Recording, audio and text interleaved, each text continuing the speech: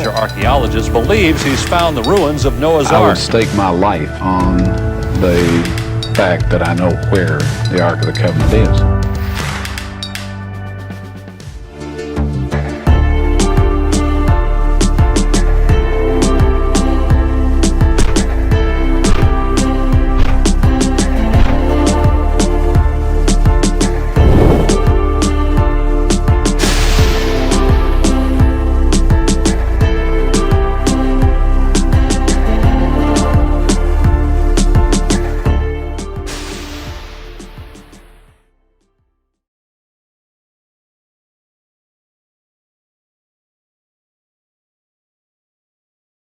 So these are things the Babylonians took back to Babylon. Where's mentioning of the Ark of the Covenant, the table of showbread, the altar of incense?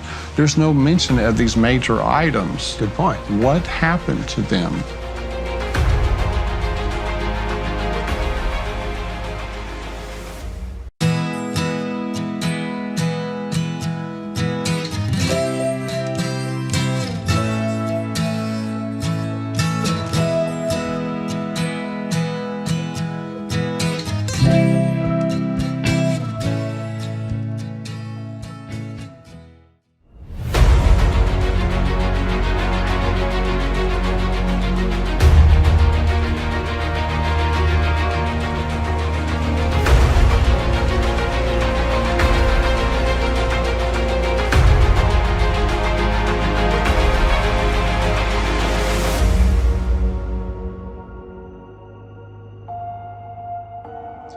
Wow, what a time to be alive. We look all around and we see all of this disaster, all of this tyranny, all the rest of it.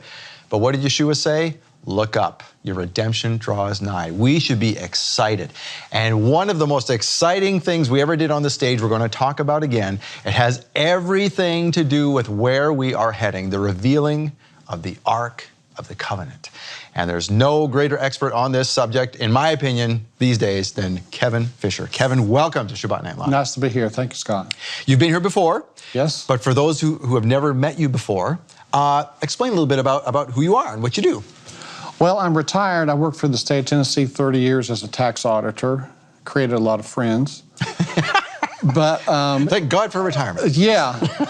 But in 1984, I met Ron Wyatt in Nashville. Nashville's where most of the state employees work, and Ron was speaking at a church there, and I got to hear him talk about these things, and I was enamored with what I heard, and I said to myself, I would love to help him someday. And so later on, 99, 2000, I went out to Noah's Ark. Bill Fry had a tour going, the first time in years, and I started up my website, and it's just amazing, the discoveries. One thing after another is coming out to be exactly what Ron Wyatt said. Ron Wyatt was used of the Lord. And yeah, and who is Ron Wyatt? For those people who say, I've heard that name, sure. Who is this guy? So Ron Wyatt, he found these things, the Noah's Ark, Sodom and Gomorrah, Red Sea crossing, Mount Sinai. He was a nurse and Methodist in Nashville, Tennessee, worked there for many years. But in '77, he went out to look for Noah's Ark. It had been featured in Life magazine in 1960, but cast aside as a natural formation. And so he went back out there and refound the Ark site, and God performed a miracle along the way, stopping their taxi where they needed to look. I mean, this is incredible.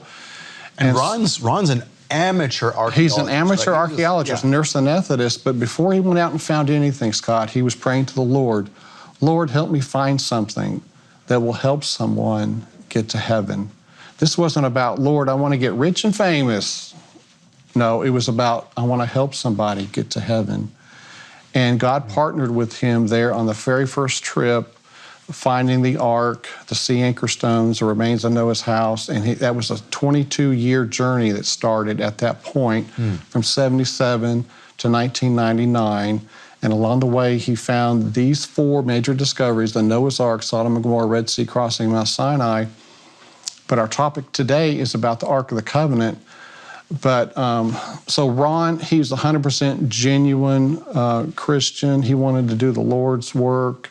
He sacrificed, we estimate he spent $1 million of his own money he would earn money. He wasn't rich, but he would earn money and spend it going overseas 140 times. Wow. That's a lot of effort, a lot of money. So he had skin in the game. Yeah, and he wasn't, I remember you telling me before, so Ron is no longer with us. He passed in 99. But he lived not an extravagant lifestyle. He lived in a duplex, and he just gathered his money just so he could go again. It wasn't until the last couple of years he moved out in the country, but bought a modest home out in the country, with a mortgage and so forth. And so, yes, he sacrificed financially for the Lord, to do this work. God partnered with him. He said he used the Bible, various research books, and prayer to help him locate these sites. And so God wants these sites to come into view, into public view. They have a message to give. Look at Noah's Ark. It tells us that God had to destroy the wicked. Sodom and Gomorrah, God destroyed the wicked. The Red Sea crossing, the wicked Egyptian army destroyed. God's people were led through in each of these, though. And with the Ark of the Covenant in Mount Sinai, the tables of stone were written that we'll be judged by. So God has a plan for these to be shown to everyone on earth during the Mark of the Beast showdown, I believe. It's going to be pushed out through the media, and the world's going to learn about these discoveries, including the Ark of the Covenant that we're going to go into. But so Ron Wyatt, here he is at the Red Sea crossing. This is one of the 4 discoveries that are plainly in view. The Ark of the Covenant's not plainly in view, but Red Sea crossing, another fantastic place that Ron Wyatt found. But let's take a quick look at the discoveries, just a 2-minute video here.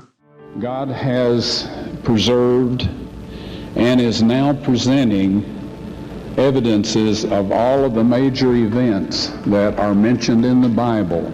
Here we see Sodom and Gomorrah, these ashen formations along the western side of the Dead Sea, these sphinx shapes, for instance, Masada in the background, brimstone. They form a north-south line along the Dead Sea, the western side. Here's more brimstone. Here's bone that I found there. Here's Noah's Ark. It's across the valley from Mount Ararat. It's the exact biblical length, Scott. Visitor Center is there. Metal on the side of the Ark. Sea anchor stones have been found that hung from the Ark. Red Sea crossing, you see the pillar. It was on opposite shores where Solomon erected these pillars here at Nuweiba, Egypt. Here are the chariot wheels that have been photographed. Here is the beach there at Nuweiba, Egypt. And in the foreground, you see the melted beach where the pillar of fire stood. Mount Sinai here in Saudi Arabia, the golden calf altar, Mount Sinai in the background. Here's Moses' altar, the burned peak. This is incredible stuff. Split rock of Moses is on the western side of the mountain. Golgotha, the place of the skull here, near where the Ark of the Covenant's found. The garden tomb, Zedekiah's cave, where the Ark was secreted, and the crucifixion site is there in the garden tomb grounds, and underneath that is the cave with the Ark of the Covenant. And so this is incredible what God is bringing about. These 4 discoveries, like I say, are plainly in view. You can go to arkdiscovery.com and take a look at them. So our topic today is the Ark of the Covenant. Now, some people will say, I can see these 4 discoveries, but when he's talking about the Ark of the Covenant, that's over the top. I mean, he must be lying about this. That doesn't make sense. These other 4 discoveries are clearly real. They're authentic. God worked with Ron Wyatt, and then he turns around and lies about the Ark of the Covenant. God knows the future. God knows who Ron Wyatt was, and it's inconsistent and not logical to say that he would be lying about the Ark of the Covenant when God partnered with him on these other discoveries. Well, it would be like saying that John, the apostle, is a liar because he wrote Revelation. Well, that was just some weird dream he had and wrote it down. Well, we don't discount Revelation. Right. Right? It's the same kind of thing. Yeah, so consistency here. He had the most credibility of anybody to claim to have found the Ark. Ron did not release the clear photographs and other evidence we're going to see here. He kept it private because he felt God has a timing for this to be shown. But we can take his word, He's a very credible person for what he saw.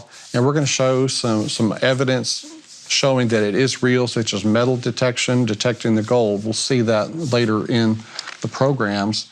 But I received an email from this lady. Ron was there giving her epidural. And she said, "Hi, I knew Ron Wyatt 16 years ago. He gave me my epidural when I was to give birth. Ron stayed with me until my son was born, but he was not breathing, had no heartbeat." So this is an email from the mother, okay, she sent to me.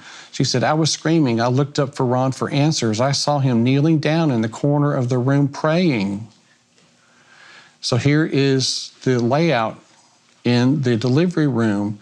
And as God is my witness, the whole room lit up. The nurses were talking about how you could feel the presence of God in that room. Wow. The room lit up. So imagine a supernatural light coming on in this room with Ron Wyatt praying. And then she said, then my son started to breathe. Her son came to life. She said, Ron was my angel. Now, how many people do you know that have prayed and someone came to life? And the supernatural light came on in the room, showing that God, the Holy Spirit, was there. Ron had a connection with God. He didn't have the connection with the devil, like some people want to say, this guy's a bald-faced liar. That's totally false. That's evil for people to say that. And Ron didn't take credit for saving the baby. He just prayed and let God take the glory for bringing the baby. He did. I never heard Ron talk about this, but this lady emailed me, so I brought it out, you know. So our topic's the Ark of the Covenant. Here's an intro video for the Ark of the Covenant.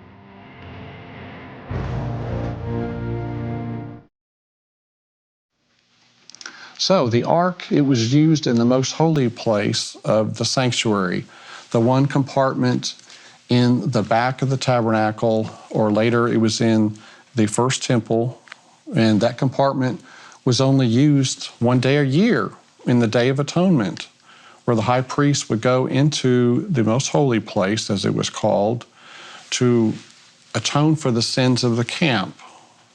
And we have a video here of a priest going into the most holy place. In a reenactment, he's wearing white linen, going into the most holy place.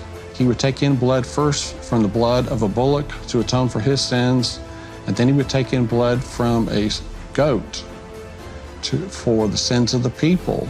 And this is our Ark of the Covenant here that Jeremy Cohen donated, but this priest here is going to sprinkle the blood on the right side. They were always told God would tell them to sprinkle the blood toward the east. And we'll go into that in more detail as far as the east, north, and so forth, how it was aligned, the Ark of the Covenant. So the blood was sprinkled here to atone for the sins of the people that had been brought into the sanctuary over the course of the year. And this blood was atoning for the sins of the people over that 12-month period.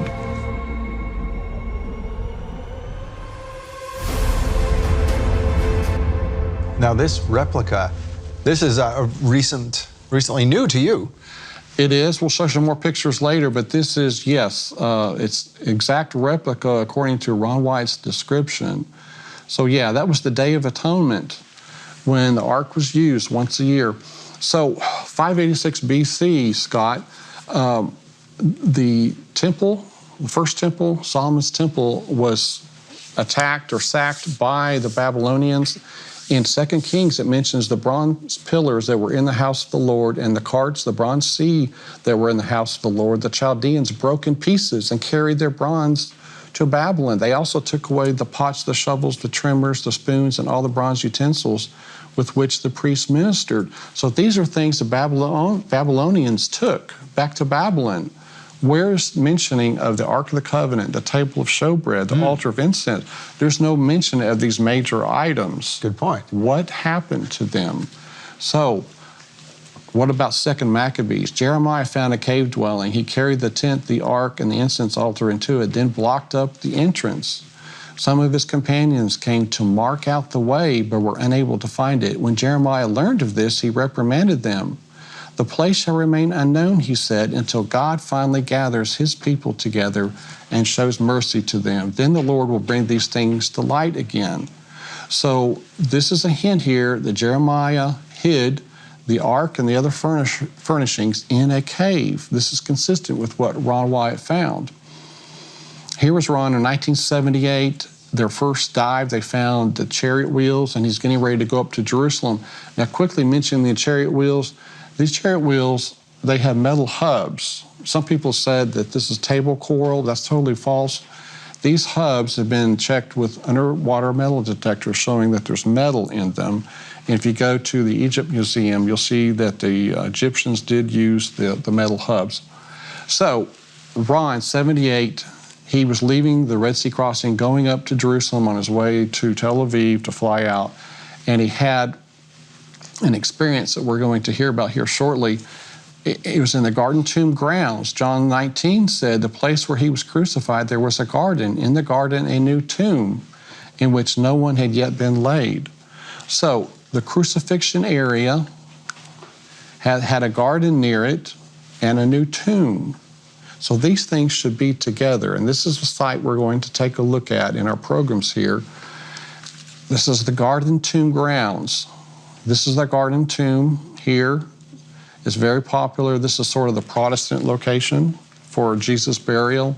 This is inside of it. Jesus was placed here on the left side.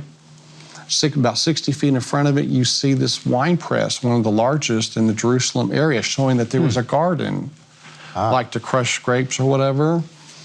And then about 50 feet from that is an underground cistern, water cistern, for collecting water to water the garden.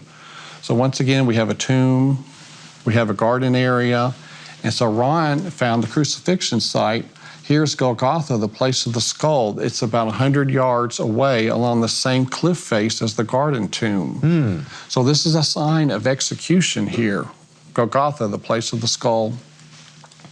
So Ron Wyatt's going to tell about his first experience at the crucifixion site when they were walking to the back of the garden. I had had an unusual experience. The Lord had helped me find the remains of Noah's Ark. He had helped me find the remains of Egyptian chariot parts and horse parts and people parts in the Red Sea, in the Gulf of Aqaba. And I had gone to the Middle East with my sons. We had trained as divers, scuba divers, and we were going to get some of those chariot parts out. Well, due to my carelessness, I got sunburned to the point that my legs swelled up, my feet, and all of this, and I couldn't get my diving equipment on. So I was up in Jerusalem hobbling around, feeling very, very rained on, waiting for my cheap airline ticket, the date that was on it, to arrive so we could fly home. We didn't have the money to change the ticket. And during this time, I was hobbling around the city a little bit. And one day I met this archaeologist who was in charge of the Jerusalem area there.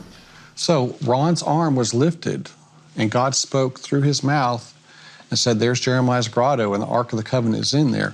Now, Ronnie and Danny, Ron's teenage sons, were there with him. And in my recollection, we were there. And we saw Dad say, hey, that's Jeremiah's grotto, and the Ark of the Covenant's in there. So and we saw him do that. So they witnessed Ron's arm being lifted and him saying, "There's Jeremiah's grotto," and the Ark of the Covenant is in there. So this was a real event. Ron pointed out the cutouts in the rock face where the signs were placed, Jesus of Nazareth, King of the Jews. You can see them today there in the Garden Tomb grounds. And that's what Ron spotted in his first trip there in 1978. We had said, Dad always had us reading books on Sabbath, you know, instead of watch TV. So I was reading Acts of the Apostles, and it came across the quote from Maccabees about Jeremiah having his servant secreted in a cave and all that. And we kind of, I kind of said, "Dad, how come we don't go find that? You know, you'd already found Noah's Ark, you know."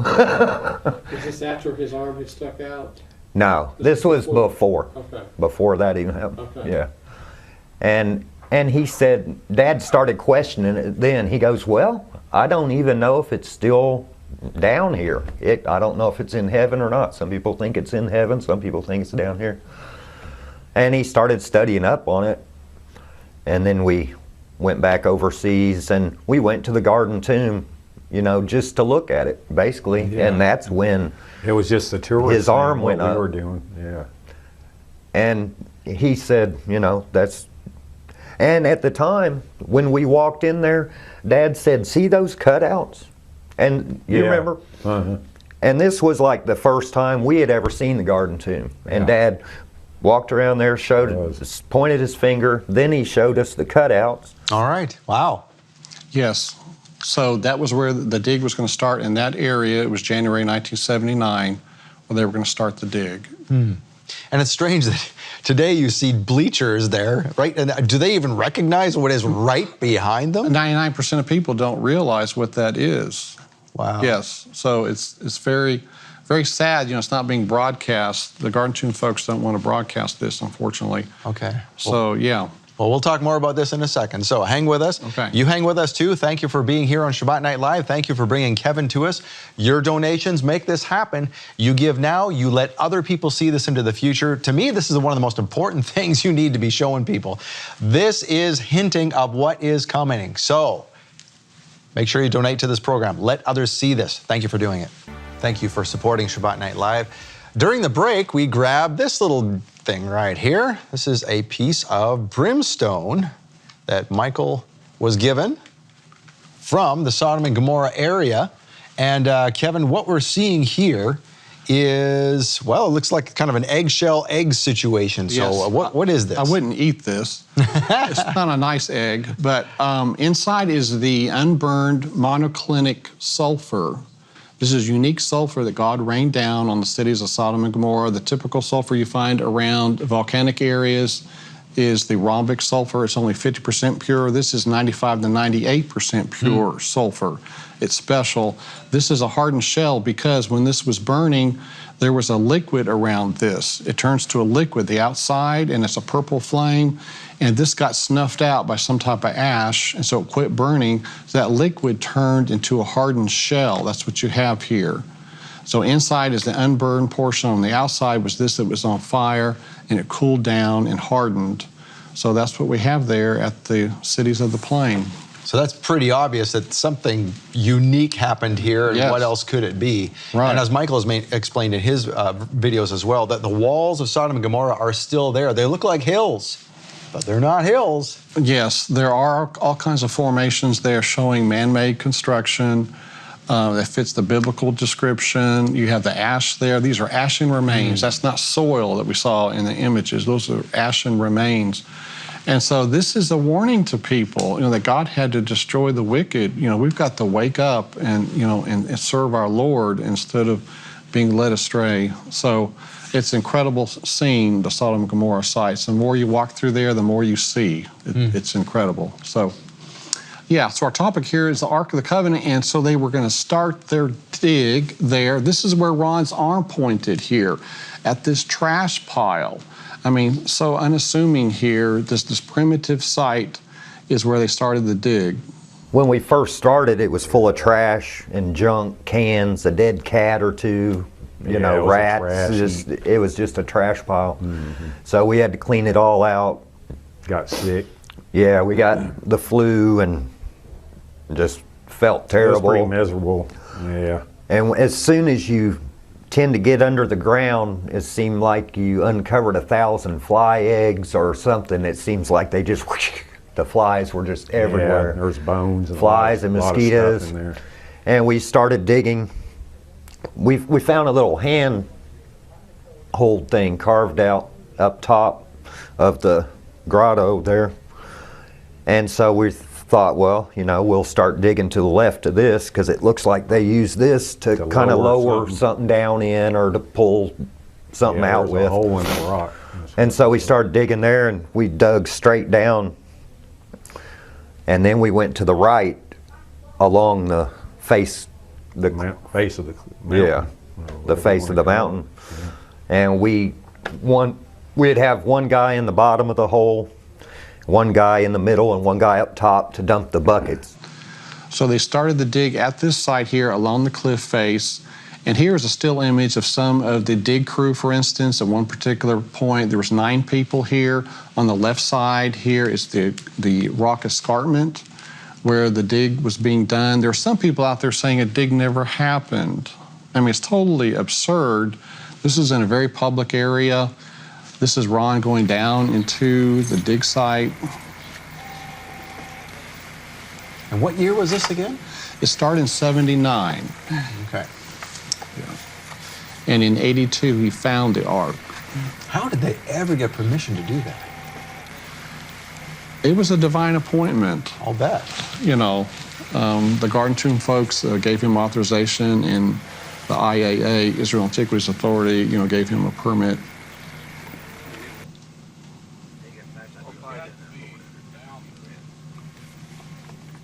What, 40 feet down? Roughly, yeah. So Ron went down by himself, or are there other folks down there with him? In this example, there's a couple of guys with him. Okay. I understand some of this was quite a tight squeeze, too. Yes. Ron had to exhale in order to get through some areas going to the ark. Man. On the end of the jackhammer. There too, contemplating. Just.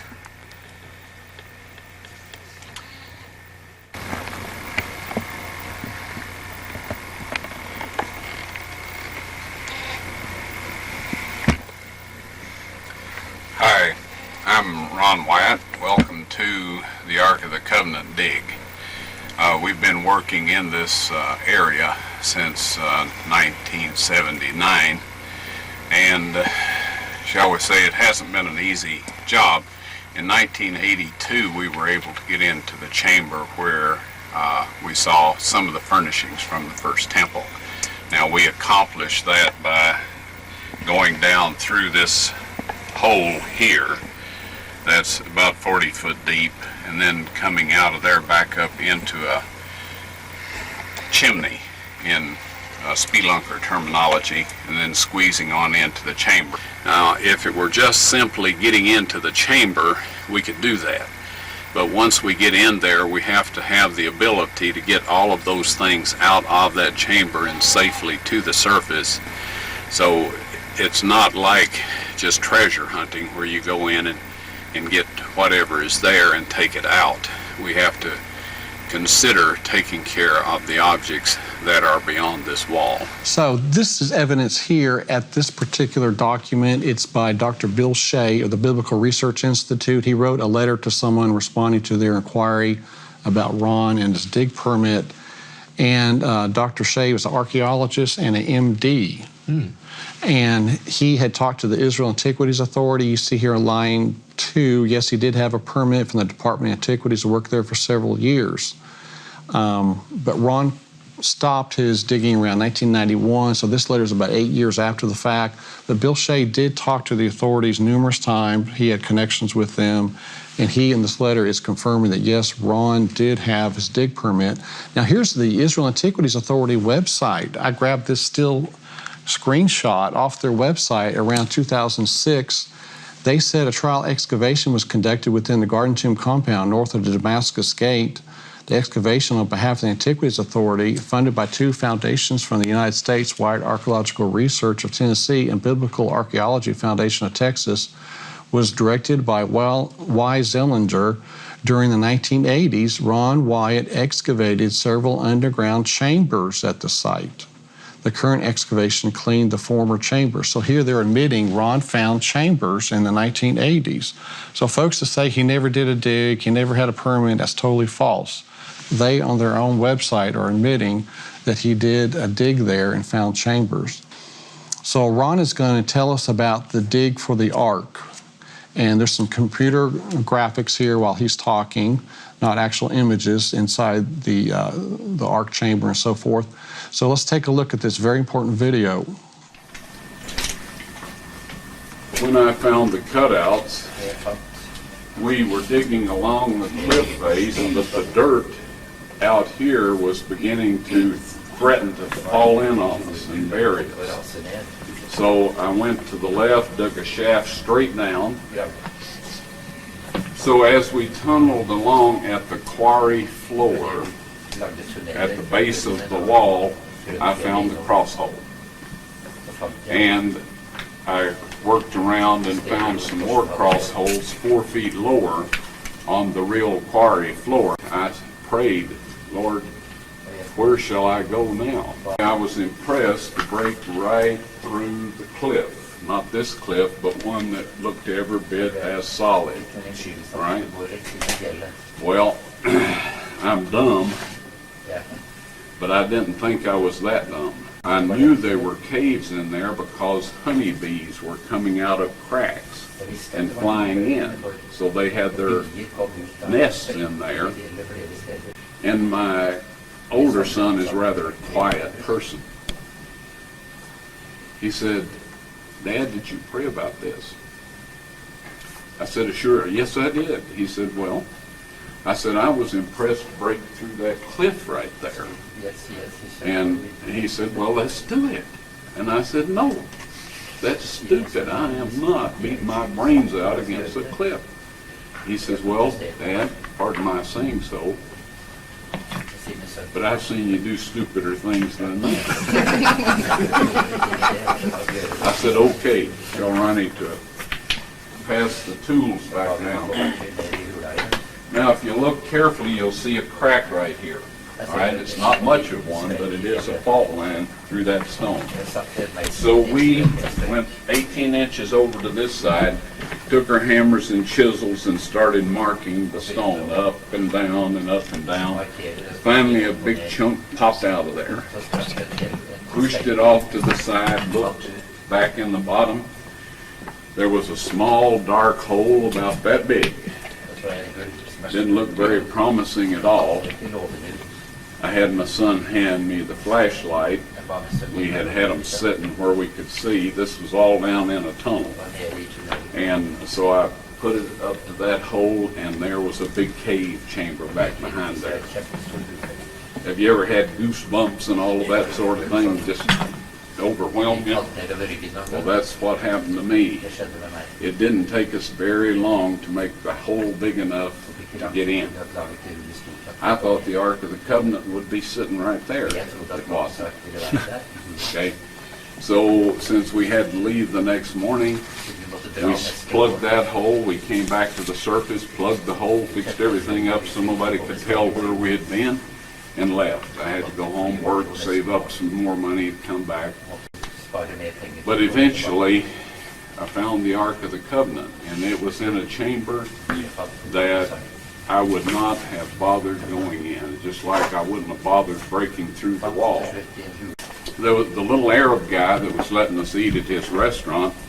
He was a full-grown man, but he's about that tall and small, petite. So as we went through this cave system, he would crawl into the chambers, and I'd give him a light, and he'd shine it around, and I'd peek through to see if it looked like anything in there. So we did this over and over, and we came to this one hole after we had, I mean, you wouldn't believe where all we had gone in that cave. We had just been all over the place, up and down, different levels. And at this point in time, we had gone about 45 feet down and then back up. And here this hole was in the wall, about that big around, and there was a stalactite hanging right down the middle of it. It's the only stalactite I had seen in the cave that wasn't just little ones. This was a big one.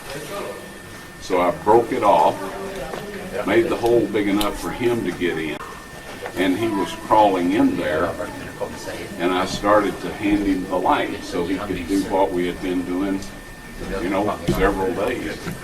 He came tearing out of there. His eyes were big as human eyes can get, and he said, "What's in there? What's in there? I'm not going back in there." And I said, "Well, what did you see?" He said, "I didn't see anything." And I thought, well, okay. Now, he had been in tighter places than that and had not responded that way. So I got this little beam of light, in a very dark place here. And I thought, that is divine terror. That's supernatural terror. So I figured that is either where the Ark of the Covenant is, or it's the way to get to it, one or the other, and God doesn't want this fella to know. So I made the hole big enough for me to get in. I got in there, and folks, it was full of rocks, bigger than these here. When I found the Ark of the Covenant in that chamber, all of the furnishings had been covered by a layer of animal skins. On top of that, a layer of wooden boards, and on top of that, enough stones to fill the rest of the chamber up to near the roof, up to within 18 inches or so of the ceiling.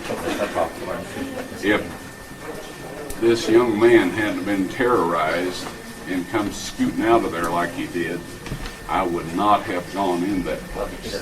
But who needs rocks? We've been moving thousands of them for 3 years. So anyway, I crawled in there with the flashlight, and I crawled around on top of the rocks, and I shined the light down between the cracks in the rock, and there a flat gold thing reflected back at me. So I moved over and shined down through another. There was 2 reflections, one here, one there, and one over here. So I knew it was a flat gold top. And I thought, the Ark of the Covenant.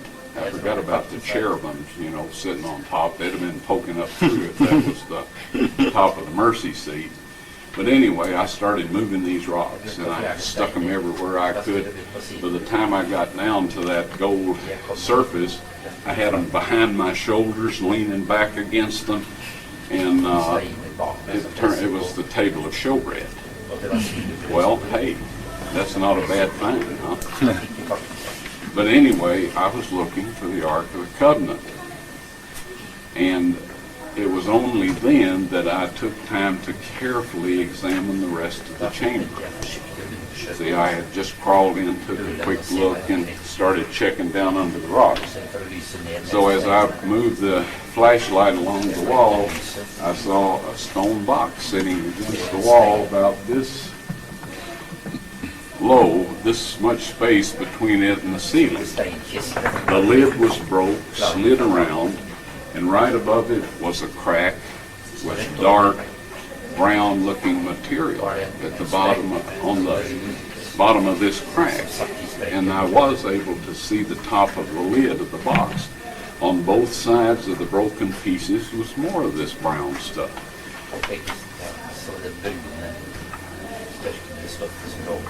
All of a sudden I realized I was sitting in front of the Ark of the Covenant, and that Christ's blood had come down.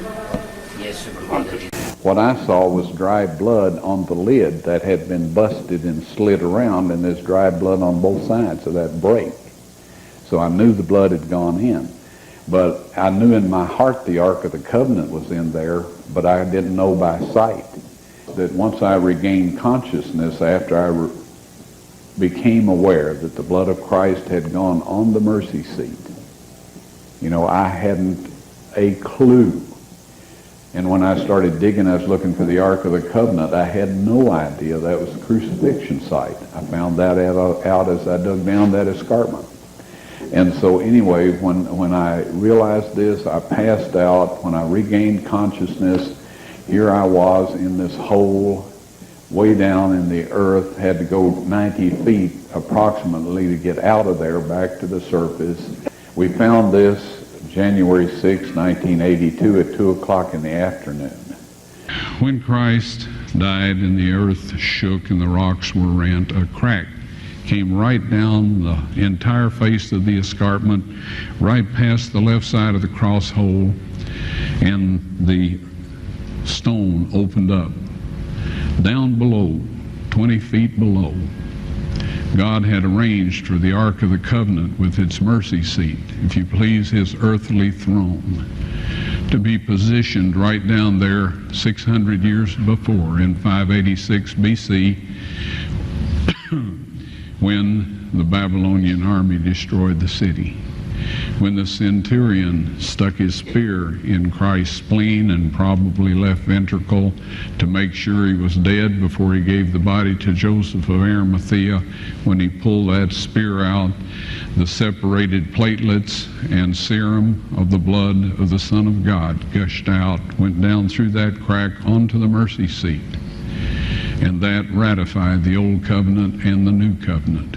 So Scott, amazing. Christ's blood going down onto the mercy seat. Ron Wyatt finds this Ark of the Covenant in the cave.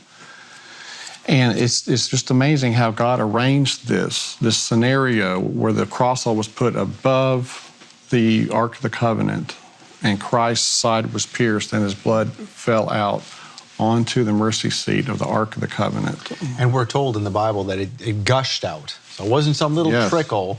So it makes sense that all of that liquid could make it through those rocks. And, and you can't make this stuff up. I mean, Jehovah can orchestrate this stuff. There's no way. No one could have thought this up. It's just incredible how God did get that on the western side of the mercy seat. Right, because the western side was never used. It was left vacant. That's right. Yeah. So anyway, God had to create this plan because the Jews did not accept Jesus. If they'd accepted him on Passover Day, he would have said, "Slit my throat, take my blood in." That would have been the cleanest way to, create a sacrifice of himself. And instead, he had to be tortured to death. It's very sad. Mm-hmm. Well, we're going to continue more about this. You have a lot more to present to us. Thank you for bringing all this information. And again, your website is arkdiscovery.com. That's right, yeah. Okay, so we encourage people to go there and learn all about this and get all the details, because there are some people that are going to say, oh, that's not true. Oh. But we're going to show evidence after evidence. That's right. So. It's totally true. And we'll talk about some of these wonderful artifacts we have here on the stage as well. So you come back next week if you can. Yes, I'll try. Okay. Yeah. Okay. Appreciate that. All right. And you come back next week. At least try. Come back next week like Kevin is, okay? So thanks very much for watching Shabbat Night Live. Until we see you next week, Shavua Tov. Have a good week. Shabbat Shalom. Shalom, Torah fans. Give this video a thumbs up and share it with a friend.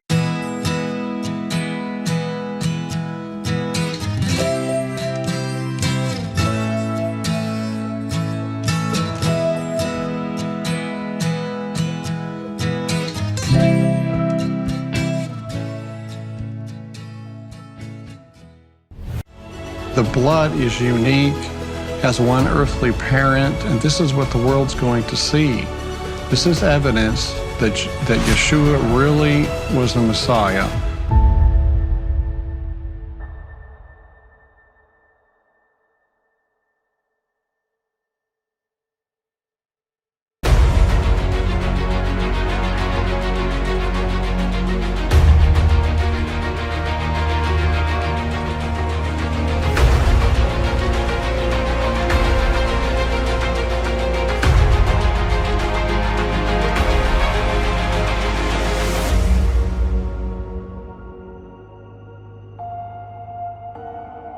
So have you ever seen an angel? We're going to talk about one encounter today by one Ron Wyatt, courtesy of Kevin Fisher. Kevin, thank you for joining us again on Shabbat Night Live. Nice to be here. You know, Ron Wyatt had all kinds of fantastic tales that some people might say, come on. But you know what? There's these second witnesses that come forward and his story is validated. We're going to talk more about that today. But first, I've known several people who have seen angels, and you kind of look at them funny and go, yeah, right. But the stories seem to line up, and Ron's story about encountering an angel is no different. Yes, this was inside the Ark of the Covenant cave that we saw last week, that Ron did find this cave in January 1982. His fourth trip into the cave was 1989, 1990. And when he entered the cave, there were these four men, young men in there. And the cave had been cleaned out. There had been stones placed in there to kind of fill in the gaps and so forth. The furniture had been moved into its correct position. Table of showbread, altar of incense, Ark of the Covenant. So set up like it would have been in the tabernacle in the wilderness? Yes. Okay. And these angels in there are going to speak to Ron. Ron's going to tell us what happened, and they're going to tell him to take a sample of the blood. Last week we found out that the blood of Yeshua landed on the western side of the Ark of the Covenant. So let's take a look at this video that Ron's telling about meeting these four angel men in the cave. The fourth trip I made into this chamber, it was spotless.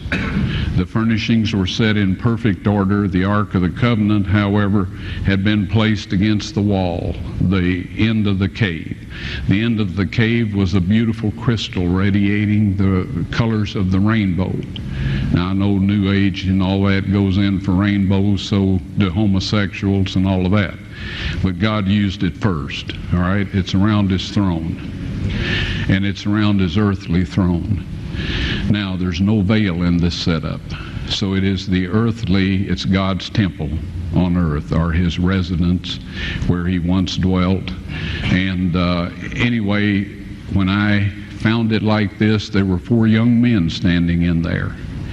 And I started to say, what are you doing here? And I froze. I couldn't move, couldn't breathe, couldn't do anything. One of the people said, we are the four angels that have been taking care of the ark since Moses put the tables of stone in it, right? And they instructed me to set up my video camera with the tripod, aim it at the Ark of the Covenant, and they went over, lifted the mercy seat up. I don't know how heavy it is. I've never tried to lift it, but it's solid gold. And the angel said, take the tables of stone out of there. God wants everyone to see those. I took them out, all right? They put the mercy seat back down over the Ark of the Covenant. I backed away a little bit. The angel came, got the tables of stone, put them on a rock ledge inside the chamber, and I was then instructed to take a sample of the blood from the mercy seat, have that analyzed, and I did everything the angel told me to do. Real quickly, okay, dried blood is dead blood. Everybody knows that, all right? They can test the blood of the pharaohs, the mummies of the pharaohs, all right? There's certain things they can do. They cannot get a chromosome count by any method I'm familiar with, all right? Things keep changing. I don't profess to know everything. However, there's no way I know that you can get a chromosome count out of dead blood. You can get a DNA and some other things, but not a chromosome count, all right? That's done by living white blood cells. Now then, first of all, in this analysis, I took the blood into a laboratory in Israel. I asked one of the people I work with in Antiquities, where is a good laboratory that does reliable work? And they said, such and such, such and such. I took it. I just said, please examine this blood and tell me what you can tell me about it. All right? They said, well, look, we're going to reconstitute it. We're going to put it in normal saline and keep it at body temperature for 72 hours with gentle swirling. All right, that's their business. That's great. I said, now I want to be there when you check it out. They said, fine. So I was back They checked it out. I said, now, they said it's human blood. We can tell that. They did whatever tests they need to do. And then I said, take some of the white blood cells and put them in a growth medium and keep them at body temperature for 48 hours. And they said, well, that'll do no good because it's dead blood. I said, would you please do that for me? And they said, okay, we'll do it. So anyway, I said, I want to be there when you take it out and examine it. So I was back there. They took it out, examined it under a microscope, and the one technician called the other one over there, and then they called the boss over there, and they were talking Hebrew a mile a minute there for a little bit, and they looked at me and they said, Mr. Wyatt, this human blood only has 24 chromosomes in it. Everybody else has 46. You see, 23 from your mother, 23 from your father, 22 autosomes from your mother, 22 autosomes from your father. You get an X from your mother, you may get an X or a Y from your father, all right? This blood had 23 chromosomes from the mother's side, one Y chromosome only. You see, the child could not have developed if they hadn't had the autosomes from the mother. So all of his physical characteristics were determined by his mother's side of the family, her autosomes. His maleness was determined by this one Y that came from a source, not a human male. Then they said, this blood is alive. And then they said, whose blood is this?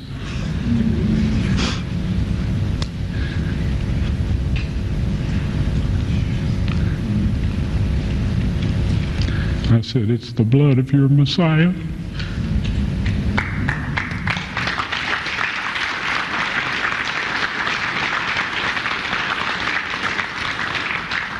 And I assure you, those men's lives have changed. So, Scott. I've seen that video before, and it gets me every time. This is so powerful. So the blood is unique, has one earthly parent, and this is what the world's going to see. This is evidence that Yeshua really was the Messiah. The world's going to see this during the Mark of the Beast Showdown. I believe God's going to push this information out there. It's going to prove that he was born of a supernatural arrangement and no earthly father. And so the angel in the cave told Ron to take a sample and told Ron how they should test the blood, and they did that. And at the end there, Ron said that their lives had changed. He went back a year later, and some of them had become Christians. Really? You know, these are Jews there in Israel. So they're seeing evidence right in front of their face, these lab technicians. And when they saw the lab results and Ron said, this is the blood of their Messiah, they started screaming and pulling at their hair. This is huge, this evidence that God's going to bring out. We'll talk about it more. But this is part of God's plan to clarify the truth to everyone on earth. He loves everyone on earth. We as Christians feel proud, we have it right. A lot of people, the majority of the world, they've grown up in false religions, Muslim, Hindu, Buddhist, and God loves them as much as us. And he's going to bring out this evidence to the world before he judges everyone, the judgment of the living. So what about the lab reports on Jesus' blood? Some have said there's never any paper lab reports, but there's 5 eyewitnesses that have confirmed the lab reports. Ron mentioned it to them or showed it to them. The first one here is Jessalyn Johnson. Ron said to her, I would show you the lab report, but you're going to get to see it. She said she never got to see it, unfortunately. So at least Ron verbally confirmed it to her. Dr. Jonathan Gray and his wife Josephine, they both told me separately in separate emails that yes, Ron was going to show it to them, but it was late at night, and Dr. Gray said, hey, let's do it in the morning. So Dr. Gray put it off, and then the next morning, they're visiting from Australia, the next morning, they forget about it and they don't get to see it. But at least Ron did say he had it and was going to show it to them. So this is another witness. What about Henry Gruver? He said he saw 3 lab reports verified in front of him by a document specialist. And here's a video clip of Henry Gruver talking about this incident where the lab reports were confirmed right in front of him. My name is Henry Gruver. I'm with Joyful Sound Ministries in Woodbine, Iowa. And I worked for many years with Ron Wyatt, traveled many places with him, met him in Jerusalem, been back to Jerusalem and parts of the Middle East with him, from Turkey to Egypt.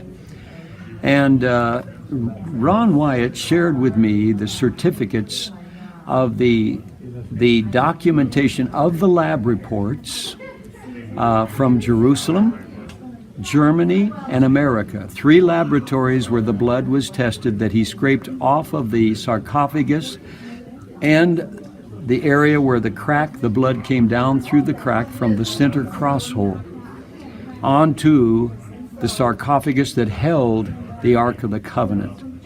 I was in the Southwest Regional Convention of the Full Gospel Businessmen in January of 1998. No, 89. I'll get that right. 89. That was in the year that I met him in April. I was with Ron Wyatt in 1989. Anyhow, Demas Shakarian was there. The lawyer for the Full Gospel Businessmen was there at the table, and a document specialist from out of Los Angeles. We were there. Ron brought his certificates from his lab reports, from all of the different lab reports that he had. But I want to focus on just these 3 certificates. This seemed to be the real interest of the document specialist. He inspected the 3 different lab reports from Jerusalem, Germany, and America of the blood that went on the mercy seat. He looked them over. He literally had documentation for the labs, the technicians, and the listing of every test that was done. He had the numbers. So this is a first-hand report from Henry Gruver. What about, is there another eyewitness to the lab reports? And that would help because Henry is no longer with us. It would be and a second witness. So Bill Wyatt. Who is Bill Wyatt? Hey, he's got the same last name as Ron. Well, he's Ron's brother. Oh. Yeah. Okay. And Bill Wyatt, he's a very godly man, just like Ron, very humble. There's an incident that took place with Bill 10 years ago. He was handing out a book, Steps to Christ, to this lady at a convenience store. He put a $1 bill in a chapter heading, and the church address was stamped on the inside. She wrote the church, and she said, I had been crying, and Bill gave me this book. It was in a chapter I needed to read. I appreciate it so much. And she said, when he walked up to the counter, there was a halo of light over his shoulders and head. This was her report writing the church about Bill Wyatt here. And she has no idea of the stories of Ron with the light and all this. Exactly. So it's pretty amazing. So I asked Bill one day, did you ever see the lab report on the blood? He said, yes. I said, yes. And so I said, we got to meet and record this, which we did. We met in this Mennonite community. I got my camera out and we recorded his testimony. Here it is, a short testimony about him seeing the lab report on the blood. So I'm here with Bill Wyatt, Ron Wyatt's brother. Younger brother. And you're the younger. Was it 13 years? Yeah, it was 13 years. Okay, great. Was it exciting watching him with these discoveries over the years? Well, 20 years or so he was working on them? It was very exciting. He would come. We had family reunions, I don't know, since the probably 70s, maybe earlier than the 70s. And so he would come every year, and he would bring his videos, and he'd bring his papers and everything he had, and he would, of course we'd go to church, and then, but at the reunion, then after reunion, we'd go down to Dad's old home place, and we'd swing and run the hills a little bit and go down to the river and skip rocks, but we always took time where he would sit down and fill us in on what was going on. Talk about what's going on. Wow. Yeah, that's exciting. So at some point he was able to show you the lab report on Jesus' blood. Is that right? He He absolutely did. He showed us. That was kind of later on. Yeah. That wasn't his first discovery. Do you know what country that report was from? Was it U.S., Israel? I think it was from Israel. Okay. I think that was the first one he had. I'm not sure if he had more than one done, but I remember him telling us, how he found the blood. Yes. And he scraped it off. And, right. And there were people always trying to trick him, always trying to, we call it scamming him, scamming us now, but Sure. they were always trying to get his discoveries for to take advantage of it and make money on it. But he always did it for the glory of God. That was what it was. Right. But did you actually see him with a blue three-ring binder? Yeah. And was it inside that, you think? Yes, that's what it was in. It was inside there. Okay. Yeah. Okay. And you don't know if there was more than one report. You thought there may have been one from Israel. I saw one report. Okay. This was over a matter of years, Kevin. Yeah. I'm just saying. I could not remember. As a matter of fact, until you started it, I hadn't thought about it in a long time. Wow, that's amazing. So he's another eyewitness, a second eyewitness. There are lab reports. They do exist. We don't know where they are today. But what about clear photographs? So Ron said he took 600 photographs inside the cave, and the objects in the cave would turn out blurred, as if God did not want them shown. And Ron finally figured out, okay, I know if I had gotten a clear photo, I was going to come out waving it, saying, look, here's the Ark of the Covenant or whatever. And he had taken several cameras. Wasn't there the story? He took several different cameras. Yes. Said, well, maybe there's something wrong with the camera. He took video, different type of cameras, different media types, and it would always turn out blurred, the furniture in there. But I ran into a person who told me that Ron gave them some clear photos. After Ron understood, I'm not supposed to share this. I understand you have a timing. After that, he took some casual pictures. They turned out clear. And this person said Ron gave them these photographs for safekeeping, and he said, do not make them public. So Ron had lab reports. He had photographs, clear, but he kept them private because he understood God had his own timing when this is to be shown to the world. God knows more than us. He wants to make an impact at a certain time and so forth.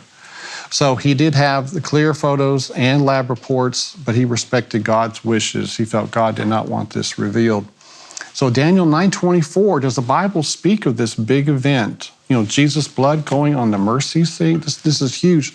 70 weeks are determined upon thy people, upon thy holy city, to finish the transgression, to make an end of sins, to make reconciliation for iniquity, to bring in everlasting righteousness, and to seal up the vision of prophecy, and to anoint the most holy. The most holy is the Ark of the Covenant. The Ark of the Covenant is the earthly throne of God. And the most holy place is called that because the most holy is in there, the most holy place. This is not speaking of a person. Some people say, well, this is Jesus' baptism and the Holy Spirit coming down. No, this isn't. We can't say Jesus is the most holy. Yeshua is the most holy. No, this is speaking of an object. It's speaking of a sanctuary. I've read various Bible commentators say that. And just think of Jesus' blood anointing the most holy. It fulfills the statement here, make reconciliation for iniquity. In some versions it says to atone for iniquity. The day of atonement, the blood was taken in there. Bring in everlasting righteousness. That's what his blood did. It brought in righteousness. It made an end of sins. So this text is fulfilled by Jesus' blood going on that mercy seat. This is huge. And so this text does confirm what was to take place there. Ron liked this text, 1 John 5:6-9.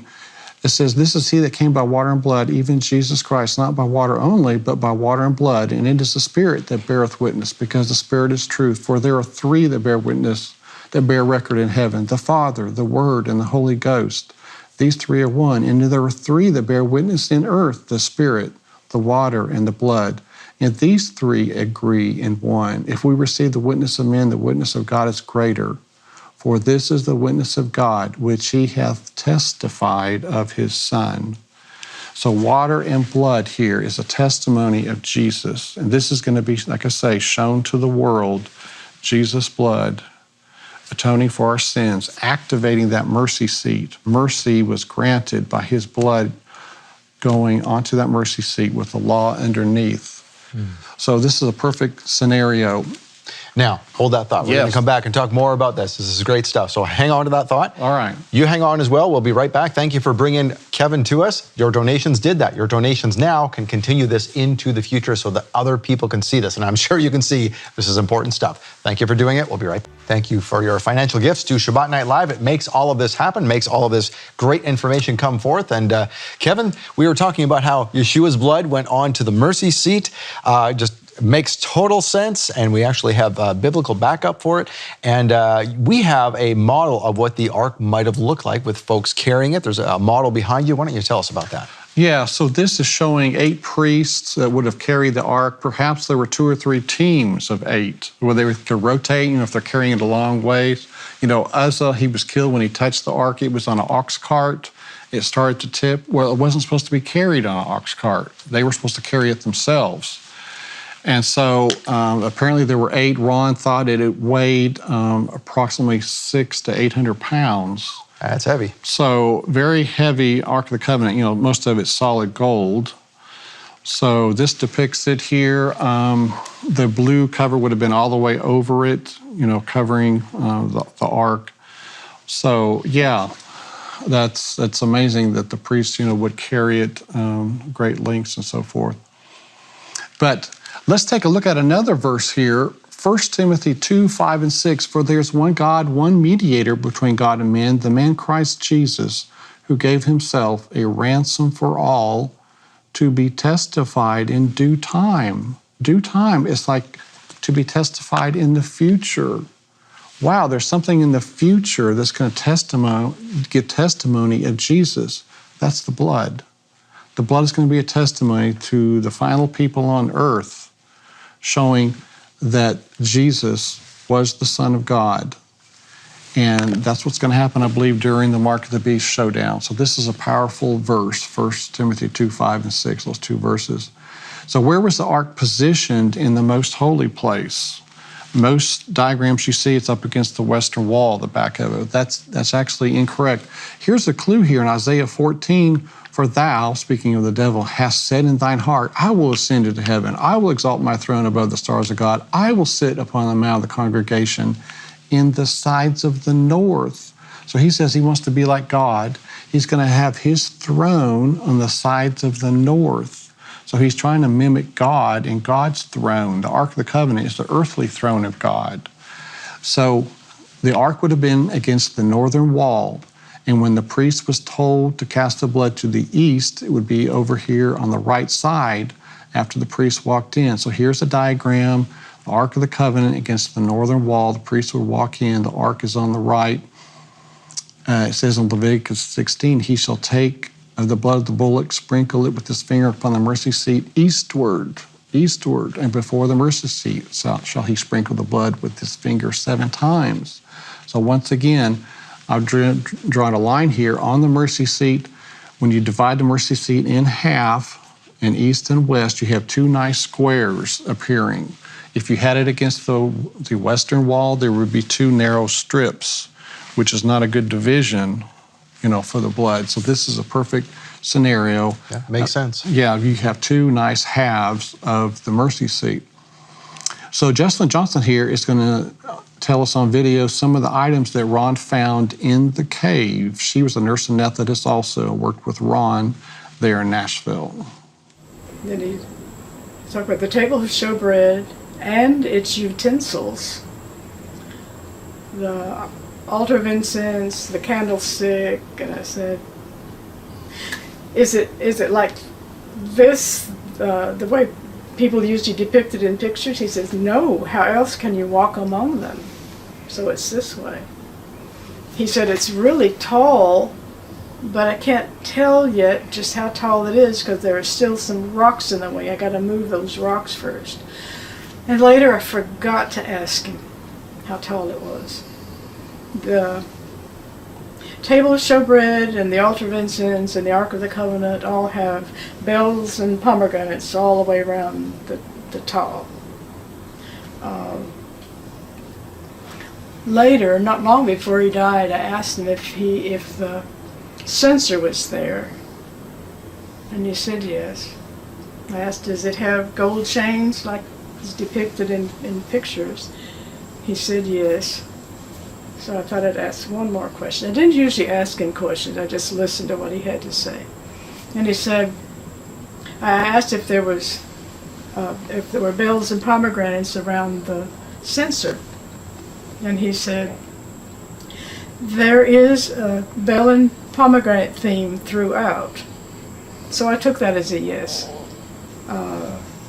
The boards. I've told you about the golden boards. I hadn't found anybody that Ron had told that to, other than me. The boards of the tabernacle, the 3 walls of boards covered in gold, made of acacia wood. They were about 30 or so inches wide and about 17 feet tall. And Ron said, Justin, I used to wonder, where did they find acacia trees big enough to make boards that size? He said they didn't. They were just pieces put together and clamped together and then overlaid with gold. He said, and that they weren't planed, they weren't smooth, they were still bumpy, but he said they were very beautiful. And I'm like, wow, those the gold, heavily covered gold boards with all the shapes, and the 7-branch candlestick that would reflect everywhere. It would be like a room full of diamonds. It would just, everything reflecting. That would be beautiful. Makes sense, doesn't it? Yes. I mean, they had to use what they had available at the time, right? So these were pieces glued together and so forth. Now, something important, I just want to say that people need to really, keep this recording, show it to other people, whether it's on YouTube or on DVD, Blu-ray, or whatever, in case YouTube goes the way of the dodo for us one day or something. Know. But because a lot of these folks you're showing in these videos are elderly. Like, to your knowledge, is Jocelyn still with us? Yes, she is. She is, okay. But Bill, Ron's brother is elderly too. Yes. So these stories are going to get lost. Yes, I'm elderly too, yeah. But we need to save these stories. We need to pass these around. I know, yeah. I think time is short and things are going to wrap up pretty quick. But yes, you never know from day to day, what's going to happen. But yeah, so in this depiction here, it tells in Exodus 25, make a lampstand of pure gold, 6 branches are to extend from the sides of the lampstand, 3 on one side, 3 on the other. So the lampstand is kind of like a tree. It's 3-dimensional. It's not a flat plane. So that's, different from what people normally think. So what about 1 Samuel 21? And the priest said, the sword of Goliath, the Philistine, whom thou slewest in the valley of Elah, behold, it is here, wrapped in a cloth behind the ephod. If thou wilt take that, take it, for there is no other save that here. And David said, there's none like it. Give it to me. And so in the cave is a sword similar to this design, is 62 inches in length. That's exactly 3 Egyptian cubits. The Egyptian cubit was the most ubiquitous cubit of the ancient world, Britannica says. So it's Goliath ordered up a sword. I want a sword 3 cubits in length. So they made one. Now, it has these side barbs here. The side barbs, a reenactment gladiator guy emailed me and said, these are for slashing and tearing away a shield. An opponent's shield. It would catch on there and wipe it away.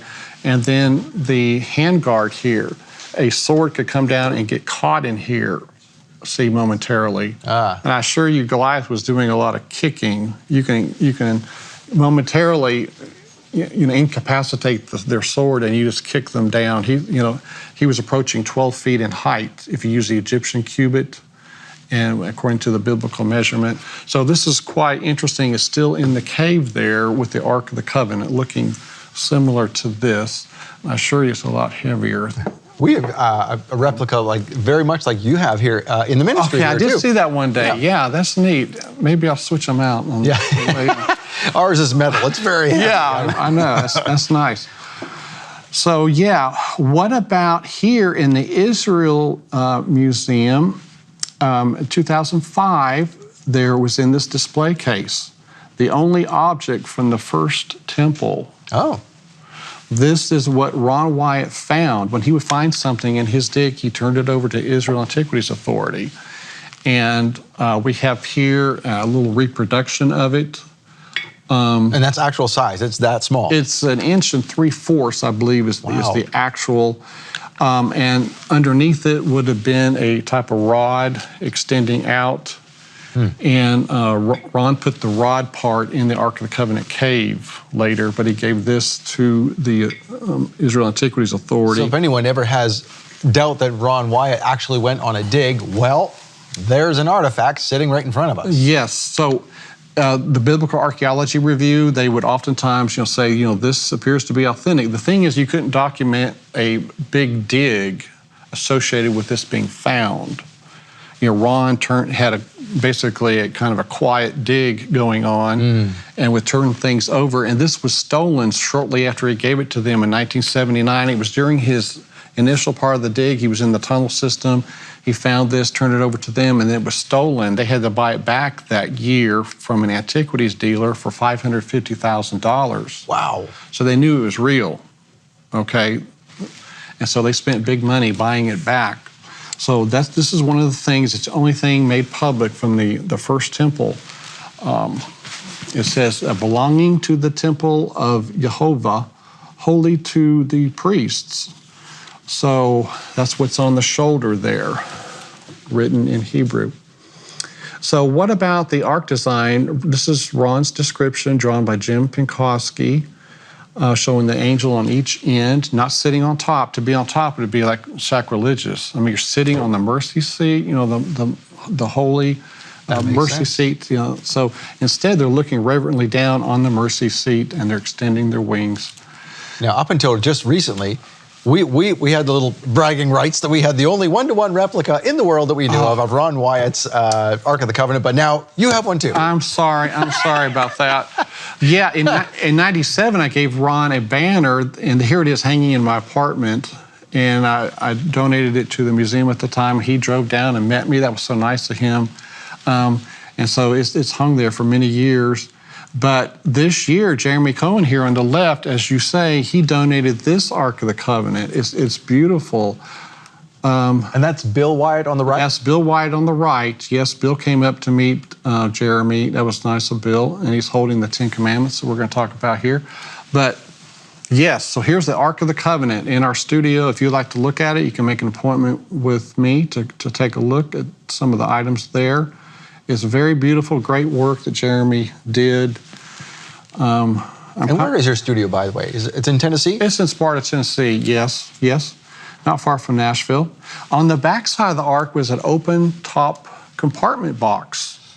This is where the Torah was put. And Ron did unroll the scroll as far back as to Exodus. And he said there was still more material on there, and he assumed that Genesis was on the start of the roll. But so it's on an open top box on the back of the ark, the Torah scroll. Now, Ron Wyatt spoke highly of Wilbur Bishop. Wilbur helped him financially and also in the field working on projects. He owned a bakery in the Chattanooga, Tennessee area. He was head of an archaeology society. But when he died, Ron wrote, Wilbur was a near constant companion of mine over the next several years, visited the Red Sea Crossing, Sodom and Gomorrah, pyramids, worked tirelessly in Ark of the Covenant excavation. So he's putting Wilbur there. He was one of very few people who knew the exact whereabouts of the Ark, and as promised, carried the secret to his grave. So his daughter, Dr. Carolyn Bishop, was telling me that before he died, he told her that he looked in the Ark cave as soon as it was found, right when it was found. And so I sent a videographer to her home, wedding videographer, went to her home to get her testimony. Now, this is her testimony about what her father told her, that he did look into the Ark cave. My name is Carolyn G. Bishop. My father's name was Wilbur Arnold Bishop. my mother, Helen Williams Bishop. They were great believers in the Bible, as I am. And he had a passion to find Noah's Ark. And he, along with some of his pals, Elder Crawford and a doctor down in Alabama and wherever, and they went to Mount Ararat many times and spent a fortune, and finally decided, Dad says, they kept describing the ark as square or like a barge, and Daddy says, can't be, so we had to see it. Finally, he just said it was a tourist trap, that they were making big money off the helicopters and off the guides and all that sort of thing. And so he just pulled up stakes and left.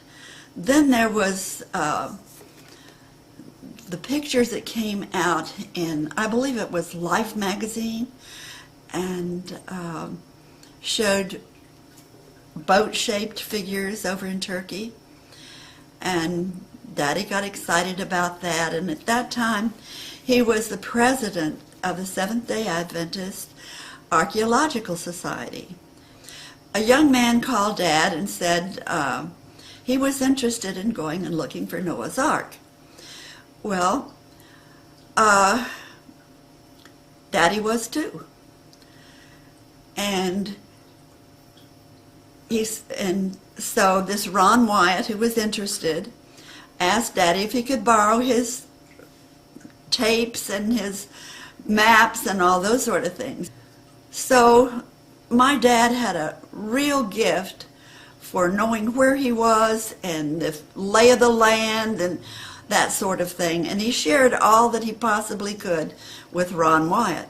And he loaned them those papers to go over. And so Ron went over and he saw the possibilities. He did a lot of research with the natives and just wonderful, wonderful experiences that Ron told about. Well, Dad and Ron had quite a good friendship. And when Ron was going back through Jerusalem, he says, I forget who the dignitary was that was showing him around, but Ron said his arm just went out and said, that's Jeremiah's grotto. That's where the Ark of the Covenant is. And he said he really just was amazed that he'd said it because he'd never thought of it before. So with the friendship that he had with my dad, they started on this as soon as they finished another project. And it was a long, hard row to keep trying and digging. Ron asked Dad to help him with this project. My daddy had coal mines in Grundy County off of Signal Mountain, just over Chattanooga. And so he knew how to enforce the tunnels that they have to make to get to places, the coal miners. So Dad was very caring about Ron and his project, and he would go and check, and he would go over and work. And he didn't need an invitation. He just, whenever he could, he would go over and work. Well, he went over, the last time he went over, he was there. Ron would dig out the rocks, and Daddy would pull them in a bucket out. Well, Dad was coming back from one of these trips of dumping rocks on the other side of the road, and out spurts this young man that was a relative of someone working in the garden tomb. And Dad said his eyes were just terror in his eyes. And his voice, he kept saying, "What's in there? What's in there? What's in there?" Just as fast as he could say it. And he was sprinting past Daddy. He didn't look at Dad. He didn't stop. He just disappeared in the distance, screaming, "What's in there? What's in there?" So Dad was afraid that Ron maybe something had caved in or something. So he went and got down to Ron, and my dad was a slight-built man. It wasn't very difficult for him to get in there, and he was used to doing it. And he went in, and he found Ron just like he was stunned or in shock, and he was just sitting over against the wall, and there was a hole across from him. And Dad said, "Are you okay? What's all this?" And Dad, he says, "Take the flashlight and see what's in there. What scared that boy?" And so obviously he hadn't checked it himself. So Dad took the flashlight. My dad wasn't afraid of anything. He took the flashlight and he shone it in that cavern. The hole in the cavern was big enough to where my daddy could get through it. But Ron refused to let him go. Ron was big shoulders and a big guy. And he was afraid that it would collapse and all kind of stuff, but he wouldn't let Daddy go in. And he wasn't going in. But when Daddy shone the light around inside of the cavern, I think it was a little to the left, there was a long row of dried pelts. And there were several layers of dried pelts. And on top of that were dried boards, so they'd evidently been there for centuries. And forward to the right was, quite a ways to the right, was this big stone sarcophagus sort of a thing, with the lid had been knocked ajar, part of it had been broken off and was very much askew. And they figured that that's where the Ark of the Covenant was. Okay, so testimony. Another witness there, being able to look into the cave and see what's in there. We're going to come back and talk more about this next week. This is just getting started. So thank you, Kevin, for joining us. And thank you for joining us. We'll see you next week with Kevin Fisher and more exciting testimony and evidence of the Ark of the Covenant. We'll see you next week. Until then, Shabbat Shalom. Shalom, Torah fans. Give this video a thumbs up and share it with a friend.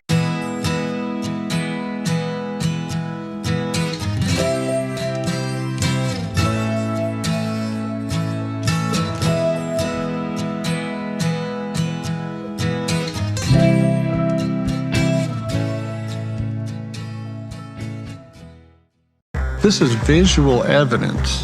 Visually, you can say the ark is there. It's just as Ron Wyatt said. There were 30 some odd tests done with this, and every test confirmed the ark being in the spot that Ron Wyatt described.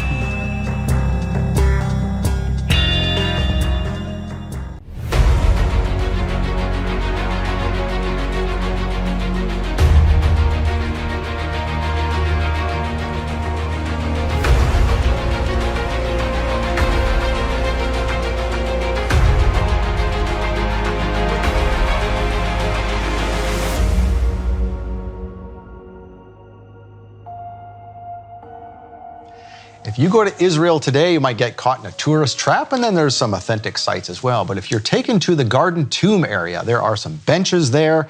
And if you sit down in one of those benches in one of those areas, you may think it's just a tourist trap, but below your feet, about 15 to 20 feet, you wouldn't believe what you're sitting on. Kevin Fisher, welcome back to Shabbat Night Live. Nice to be here. What are folks sitting on below their feet if they are at the Garden Tomb? At the Garden Tomb, there's a area called the Deck. It's around toward Golgotha, the place of the skull. It's on the left at a rock escarpment. And that is the area where the crucifixion site is, underneath that spot. Wow. Now, in 2006, there was a dig where they dug out the debris there to try to uncover where Ron was doing his excavations in earlier years. And this image here, you can see the cutouts where the signs were placed, Jesus of Nazareth, King of the Jews.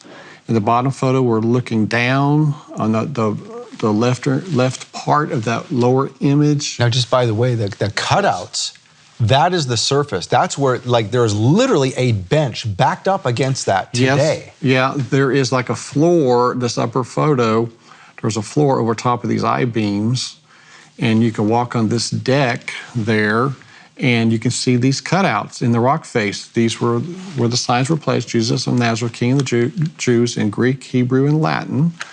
And we'll look at that a little bit more. But so this dig happened in around 2006 or so. And Randy Osborne was part of the dig. He helped Ron in the early years on his dig there, so he kind of knew what was going on. And Randy came to my house. He lives in Brazil, so I was able to grab some video of him. So casual video, I didn't know it would turn out to be so important. But in one of the video clips, he told me you come out of the rock face, opening 1, we see in the diagram here. He said you go to your left, and within 3 feet was the cross hole. Randy's going to talk about the cross hole here in the video clip. The dig from the 2006, it focused on an area down in area B that you see in the diagram. This was an incorrect area. Now, Ron took a scraping of a dark substance just above area B, and they assumed that the cross hole was there. No, Ron said that the dark substance may have come down to that area. So you've got to go uphill from there to try to get to the real cross hole site. Now, Randy's going to describe to us the cross hole. Here you can see the cutouts in the rock face, Jesus of Nazareth, King of the Jews. The signs would have been there. This is the opening of the escarpment from that dig. They used a bobcat and various large equipment to dig this out, wheelbarrows. And so using the cutouts as a reference, I drew an image here. You see the blue line is ground level today. If you pan down, there were a couple openings in the rock face there, but it's this lower opening, opening 1, that Randy said you come out of this opening and you turn to the left, and the cross hole was there. Area A is where the real cross hole was, and area B is the 2006 dig focused on that. So this is then the surface, this is a street level. This is the bedrock of when Yeshua was crucified. Now here's Randy describing this. This is the same as this, but this is all gone now. But if you look at this, the curve there, that matches. If you looked at that other picture, that matches the other side of the cross hole, and that I believe is the cross hole. It doesn't look the right dimension, but it probably was the same as the cross hole. What did you break off? I broke off this chunk about like this, of this corner. This corner was up higher than the rest of the ground. We had filled all this in. It was just dirt when I was there.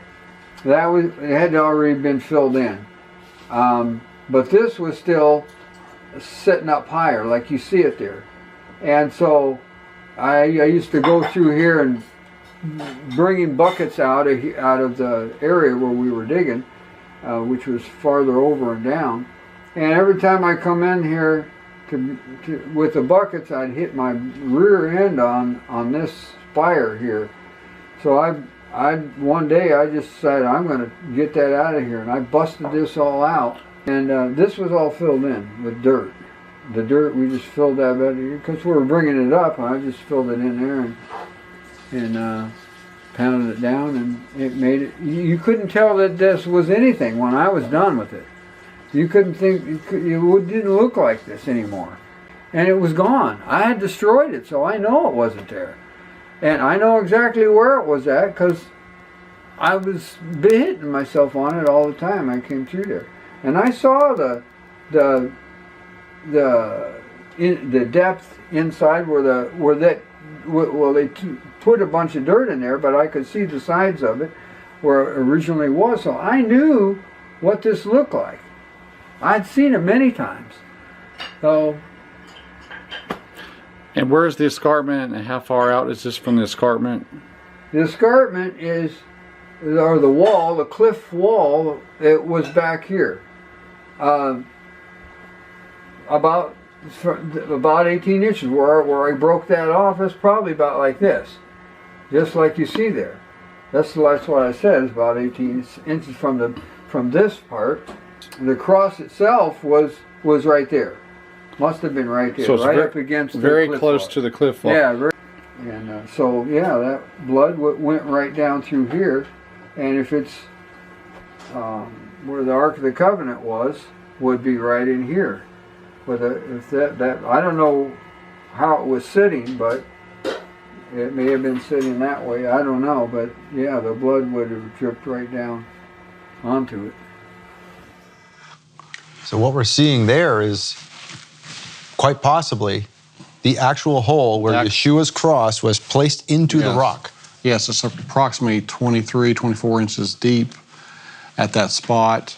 In this image here, you can see the handle of a crowbar in the cross hole, that dark object horizontal there.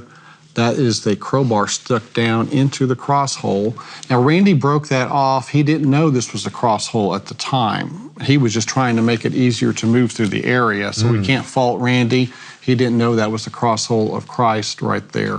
But this is an image of the cross hole area. And so in the 2006 dig, they were focusing on another point down lower, area B that we spoke of. That was an intact point down there.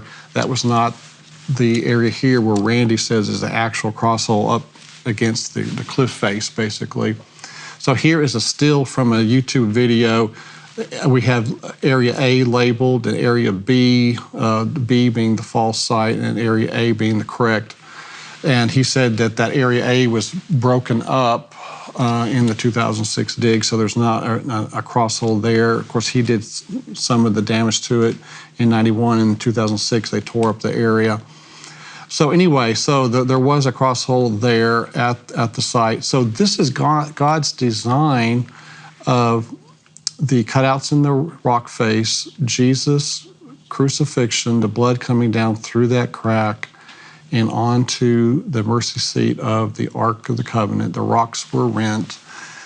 And this was God's incredible design. Now, if you go there today, here's an image again of the cutouts in the rock face. I'm standing next to the cutouts.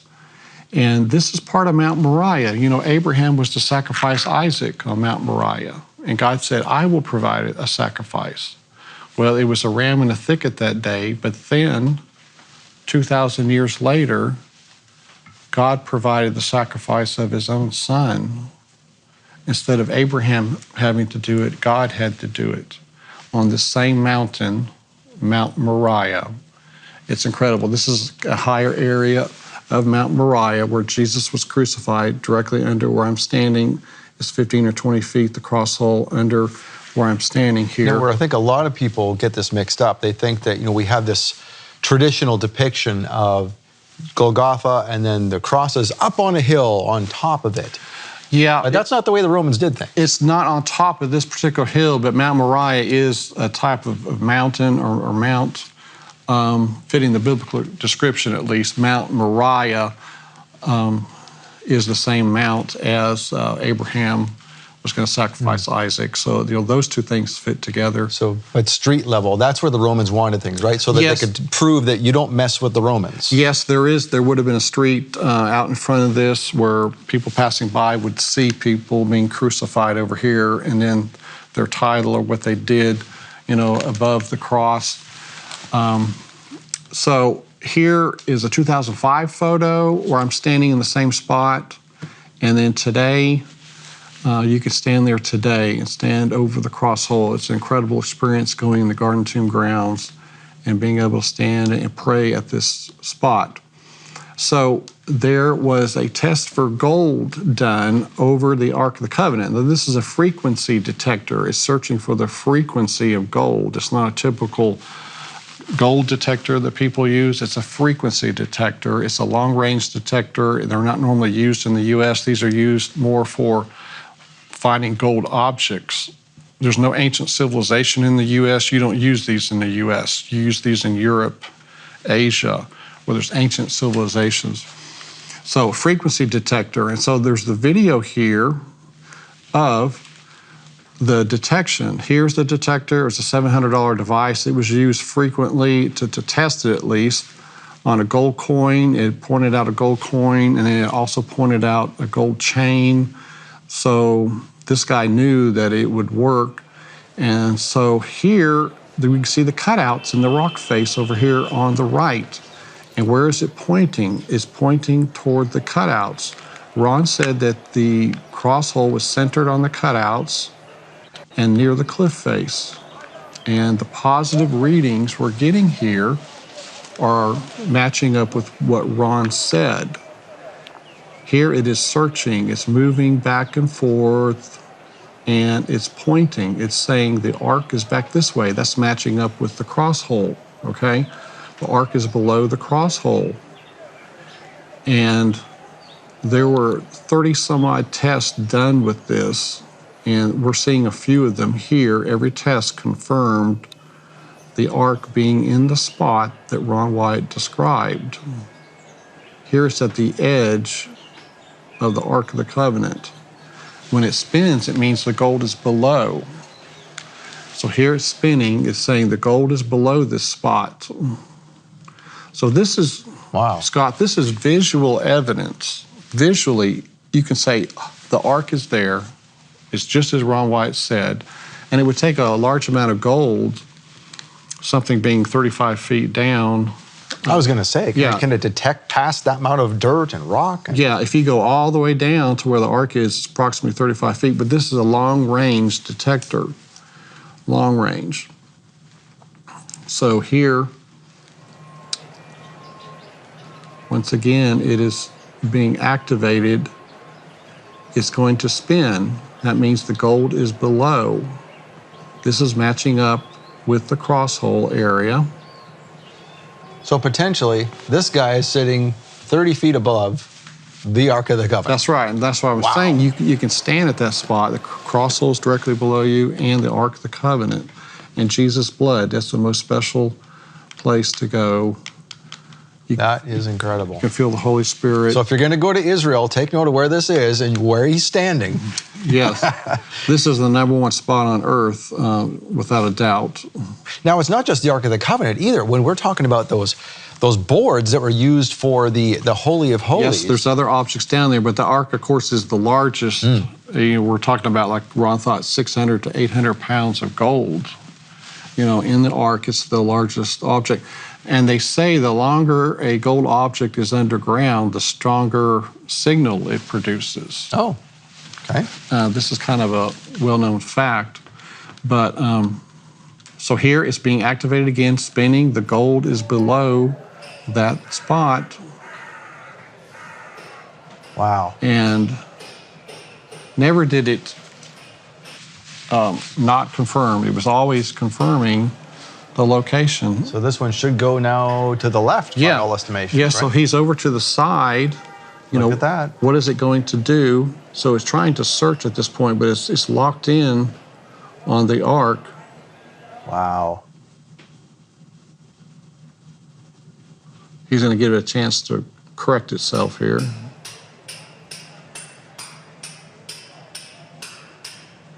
And you can tell he's holding it level. He's not manipulating it. Yes, right. He's not manipulating it. He's trying to keep it level. There's a bubble level on it to help you keep it level. This is, like I say, a $700 device. It's getting near the edge of the ark, so it wants to spin. This is the edge of the ark. There it goes. There it goes. So once again, this is visual confirmation that, yes, the Ark of the Covenant is in the spot Ron Wyatt said it was. This is not a fluke. Like you said, this was done 30 plus times? Yes. And they all confirmed the ark. Now he's kind of getting away from the edge of it and is pointing back. Now he's going to go over top of it. Let's see what it does here.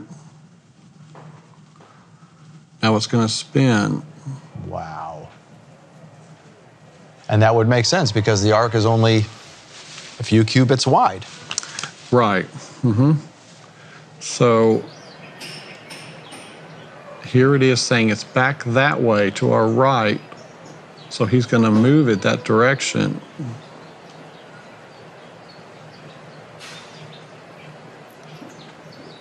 And it starts to spin because he's over the ark.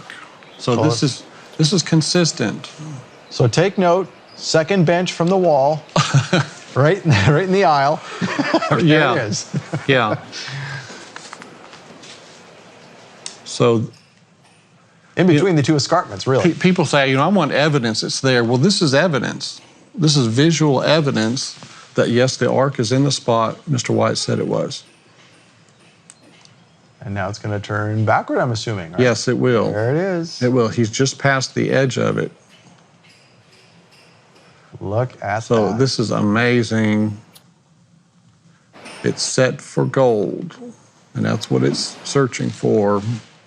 And there's obviously something there. I mean, it wouldn't keep doing that. Right, right. Goodness. And when he purchased this in Istanbul, he went to the dealer with a gold coin in his pocket. He didn't tell them.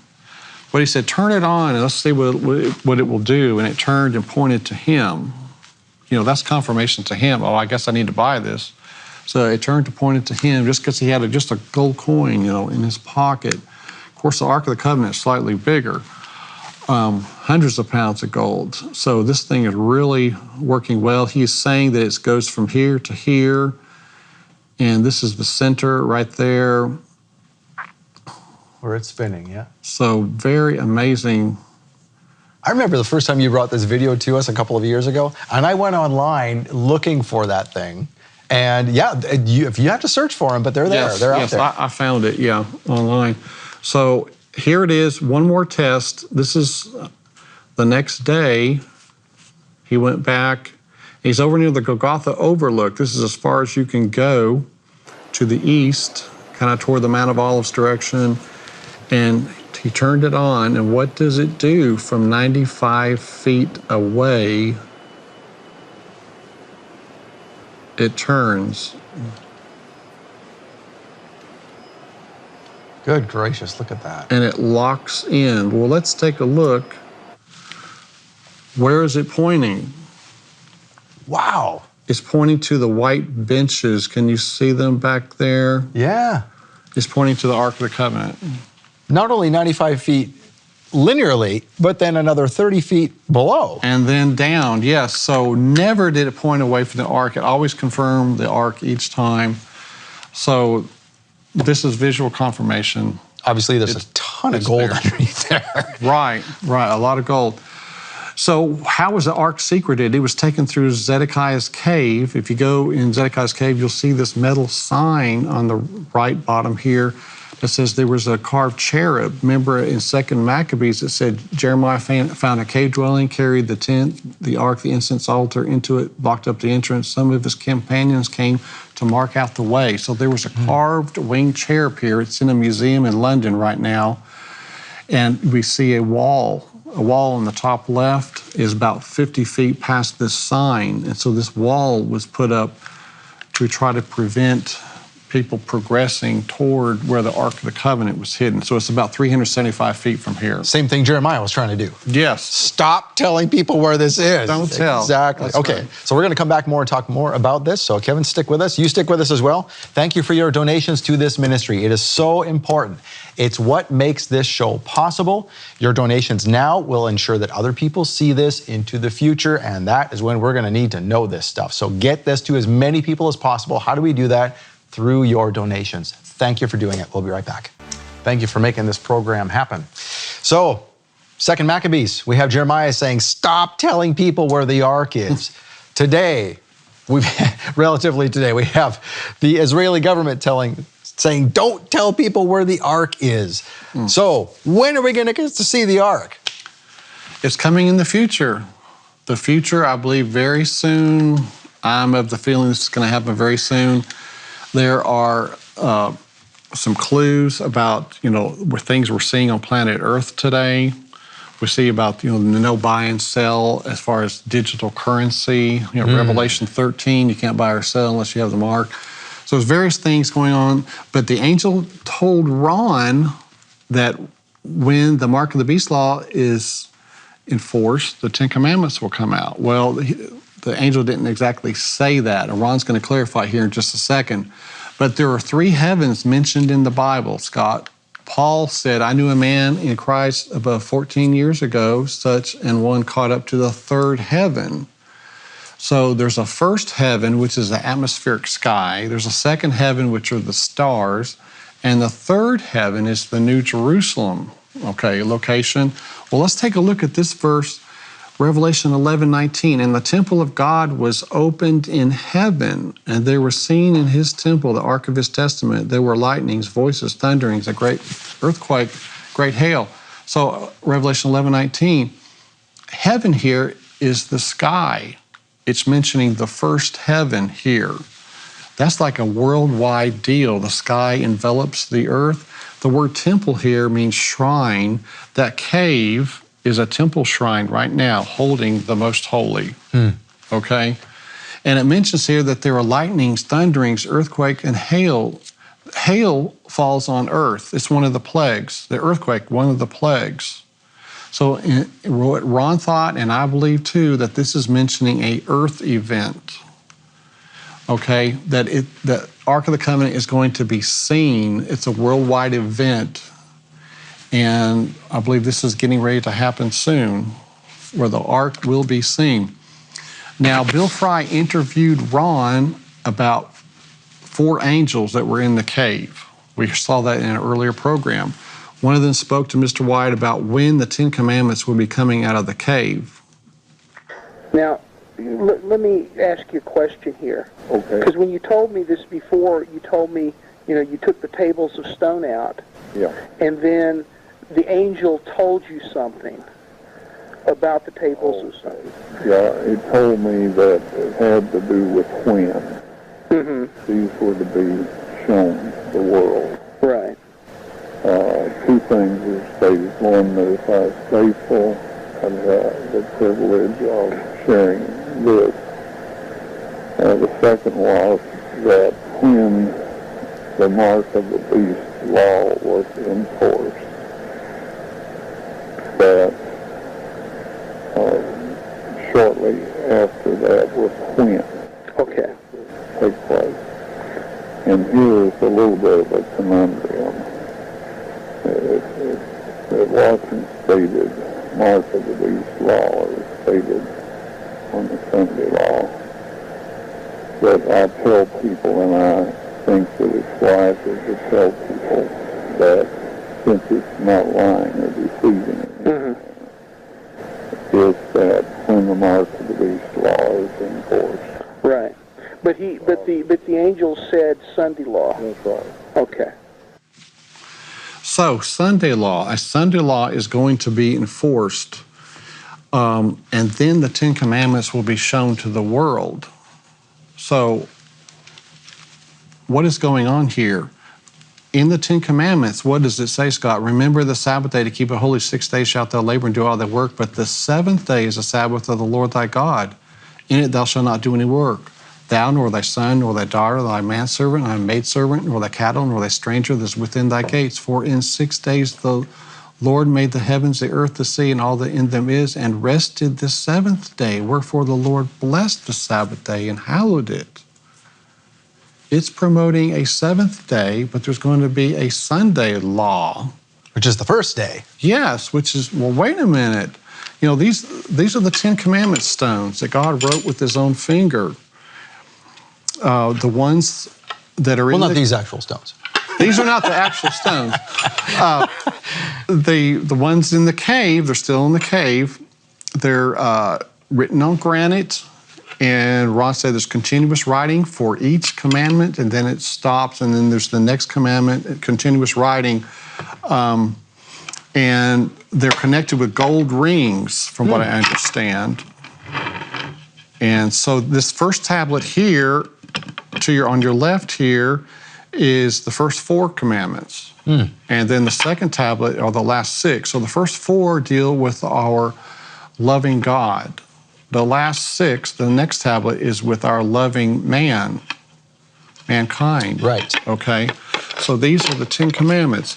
And they're written in Proto-Aramaic, Ron said. And it looks like, Ron said that God wrote the 10 Commandments with his own finger. So there's a depression where God was writing. He said, it looks like you're writing in butter. If you can imagine writing in butter, there would be some elevated areas to the side where things are being pushed aside, So this is going to come out as a testimony. Hey, it says here the seventh day is the Sabbath. But wait a minute, there is a Sunday law where a law means there's government involved. Okay, now, some people might say, oh, come on. The government wants nothing to do with faith. Why would there ever be a Sunday law? Oh, when things get bad, they're going to say, we got to get back to God. We got to please God, you know. So when the Sunday law is enforced implies the law will not be enforced at first, but it will be later. The angel said, when the law is enforced, then the Ten Commandments come out. So at first it won't be enforced, but then later it will be. There'll be a penalty for not obeying this law. So at the point when there's civil penalties and enforcement of the law, the Ten Commandments will come out of the cave. So the Ten Commandments, they were not canceled, Scott. What does it say in Revelation 12:17? That the dragon or the devil was wroth or angry with the woman. This is God's church, a woman. Went to make war with the remnant of her seed. That's the last people, the remnant of her seed, which keep the commandments of God and have the testimony of Jesus. This is the last day people that are keeping the Ten Commandments. The Ten Commandments have not been done away with. Revelation 14:12, here's the patience of the saints. Here are they that keep the commandments of God and the faith of Jesus. The previous verse speaks of the mark of the beast and those being lost. But the saints in the next verse says they're keeping the commandments of God and the faith of Jesus. So the way to not get the mark is to keep the Ten Commandments and not be voided. They're still real. They're coming out of the cave, okay? So this civil law would be against the law of God, which is why God will send out the Ten Commandment stones to the world for the world to see, you know, stressing we need to follow the Ten Commandments, you know, and not man. So there'll be two dueling laws. This Sunday law, the governments will be pushing because they want to appease God. They think, we have this turmoil in the world. There's disasters in the world. We need to appease God. Let's enforce this worship day. But it will be against God's Ten Commandment law. Two different laws, man-made law and God's law. So of course we have to follow this. Now, is this possible? Is this fantasy? You know, what? You know, could this be happening? But let's look down during the COVID lockdowns. Here we see in Puerto Rico, it was a lockdown every Sunday, a Sunday lockdown. And what do we see here in India? They had Sunday lockdown. It's interesting that they're picking Sunday, you know, this eventual day that's going to be a forced worship day upon mankind. What about during the Maui wildfires?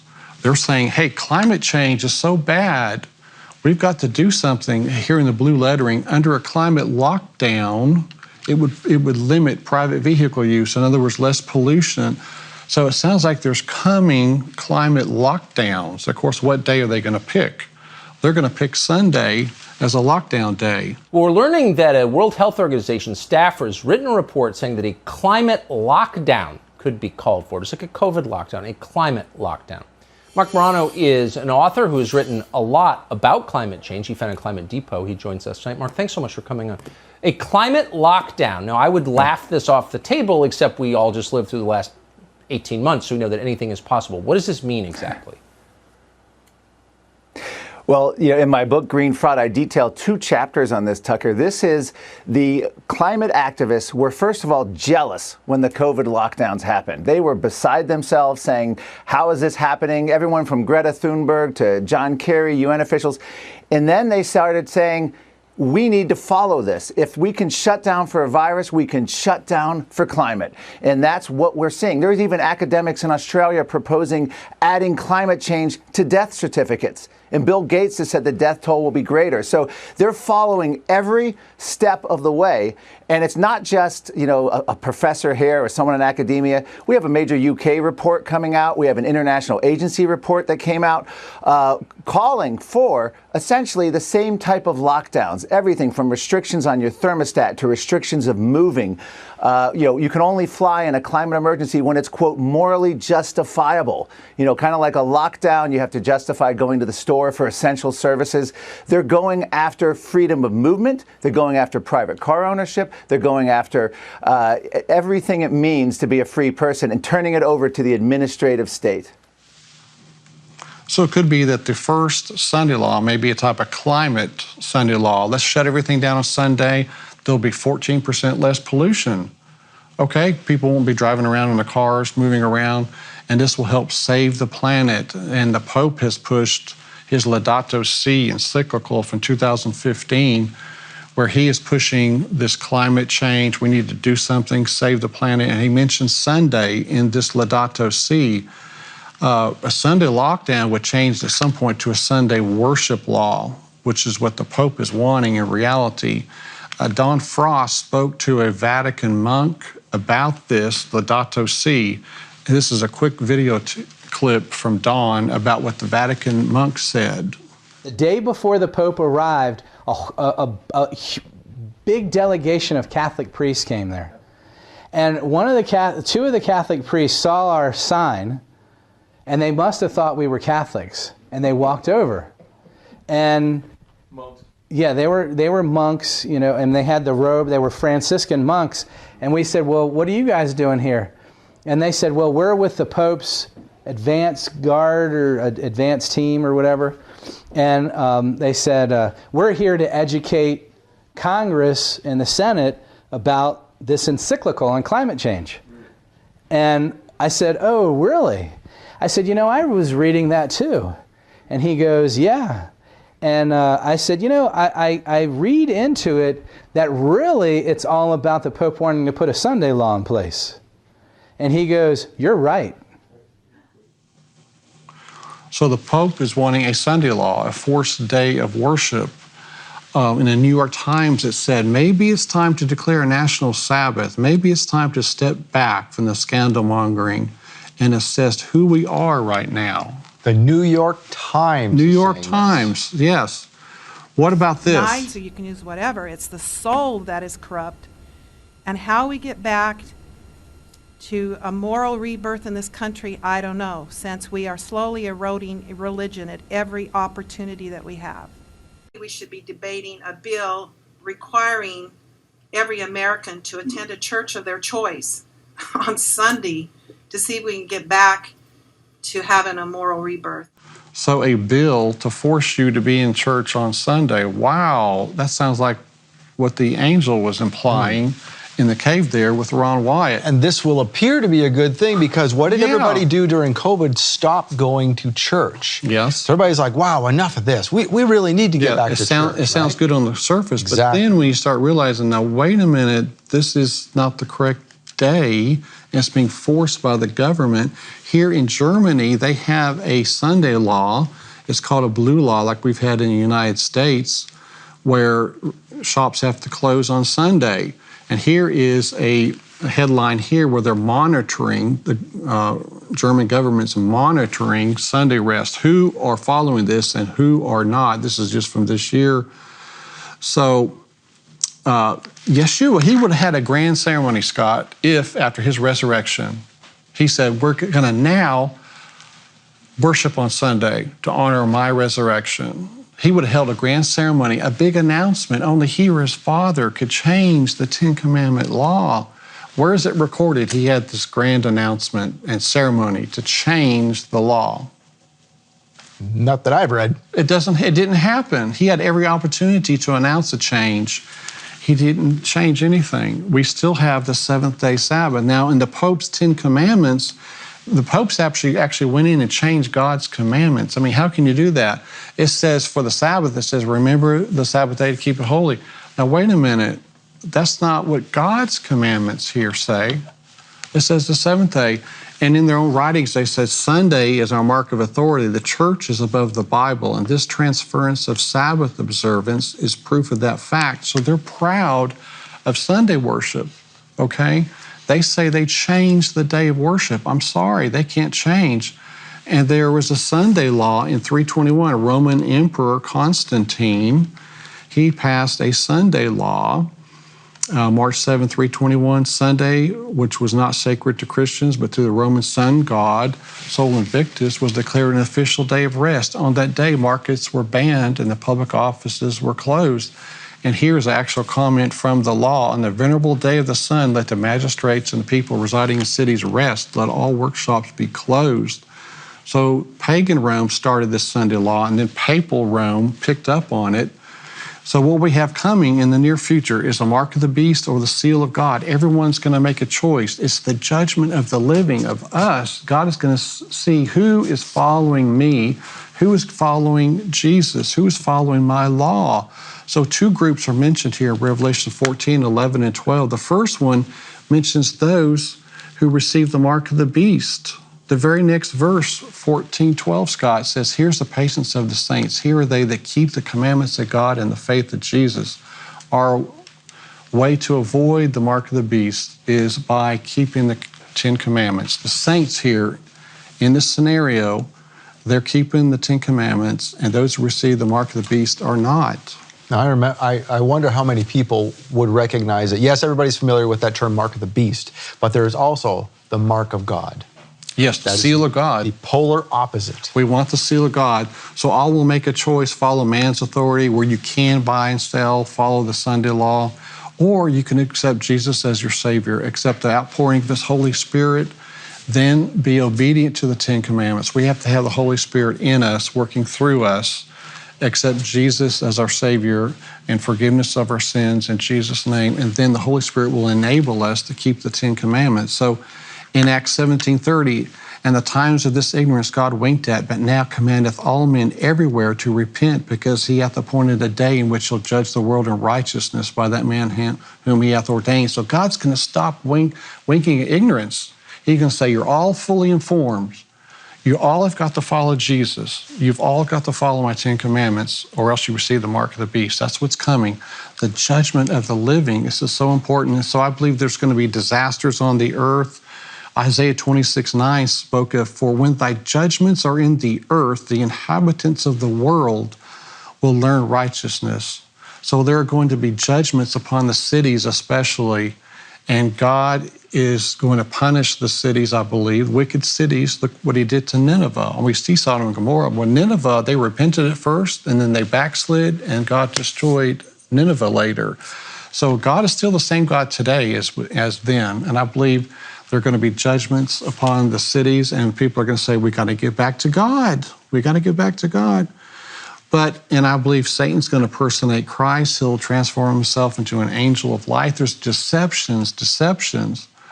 But we can look at Isaiah 8:20. What does it say? To the law and to the testimony, if they speak not according to this word, because there's no light in them. So we have to follow the law. We have to follow the Bible. That's our guide to survive the coming mark of the beast showdown. And in Psalm 77, thy way, O God, is in the sanctuary. Who is so great a God as our God? So Yeshua's blood going on that mercy seat, that was salvation for mankind. That's our way to heaven.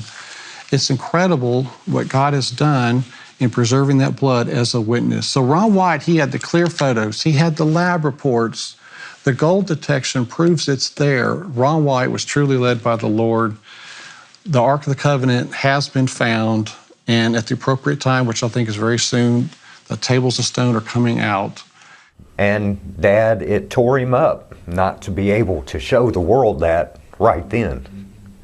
I mean, because he come to me crying, and why in the world would God show me this and then not let me show it to everybody? You know, it tore him up, and I said, well, Dad, you know, there's only one answer to that. It's not God's time, you know. Yep. I said, but look at what you got to do, you know. Yeah, you got to do it. You got to show where it is, you know. It was tough on him. It was very tough on him. So Ron did not get to show the clear photographs, did not get to show the lab report. It hurt him, you know, but he was doing what God wanted him to do. So we have to credit Ron.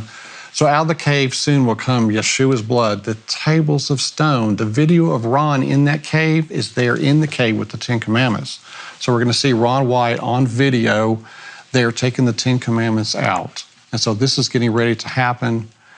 But in closing, I want to give some special thanks to some friends of mine here. You see on the screen, I appreciate their help while putting this together. So, Scott, the end is almost here, and the world's going to see the Ark of the Covenant and the evidence it holds, the Yeshua's blood, the 10 Commandments. It has a testimony to give to the world. And this is just before us, I believe. And you know, we're told that there will be a strong delusion.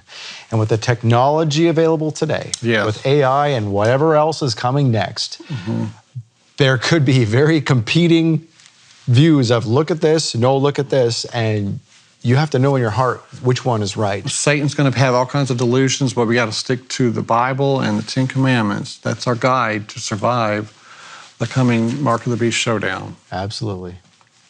Kevin, thank you for joining us. Thank you, Appreciate Scott. you being here. Thank you. Bringing all these wonderful things to teach. And again, if people want to see more of your teachings, they go to arkdiscovery.com. That's right. That's right. And you actually have some collections, as we do here at the ministry as well. So some replicas of what was found in the cave, and people can go there and see those. Sure.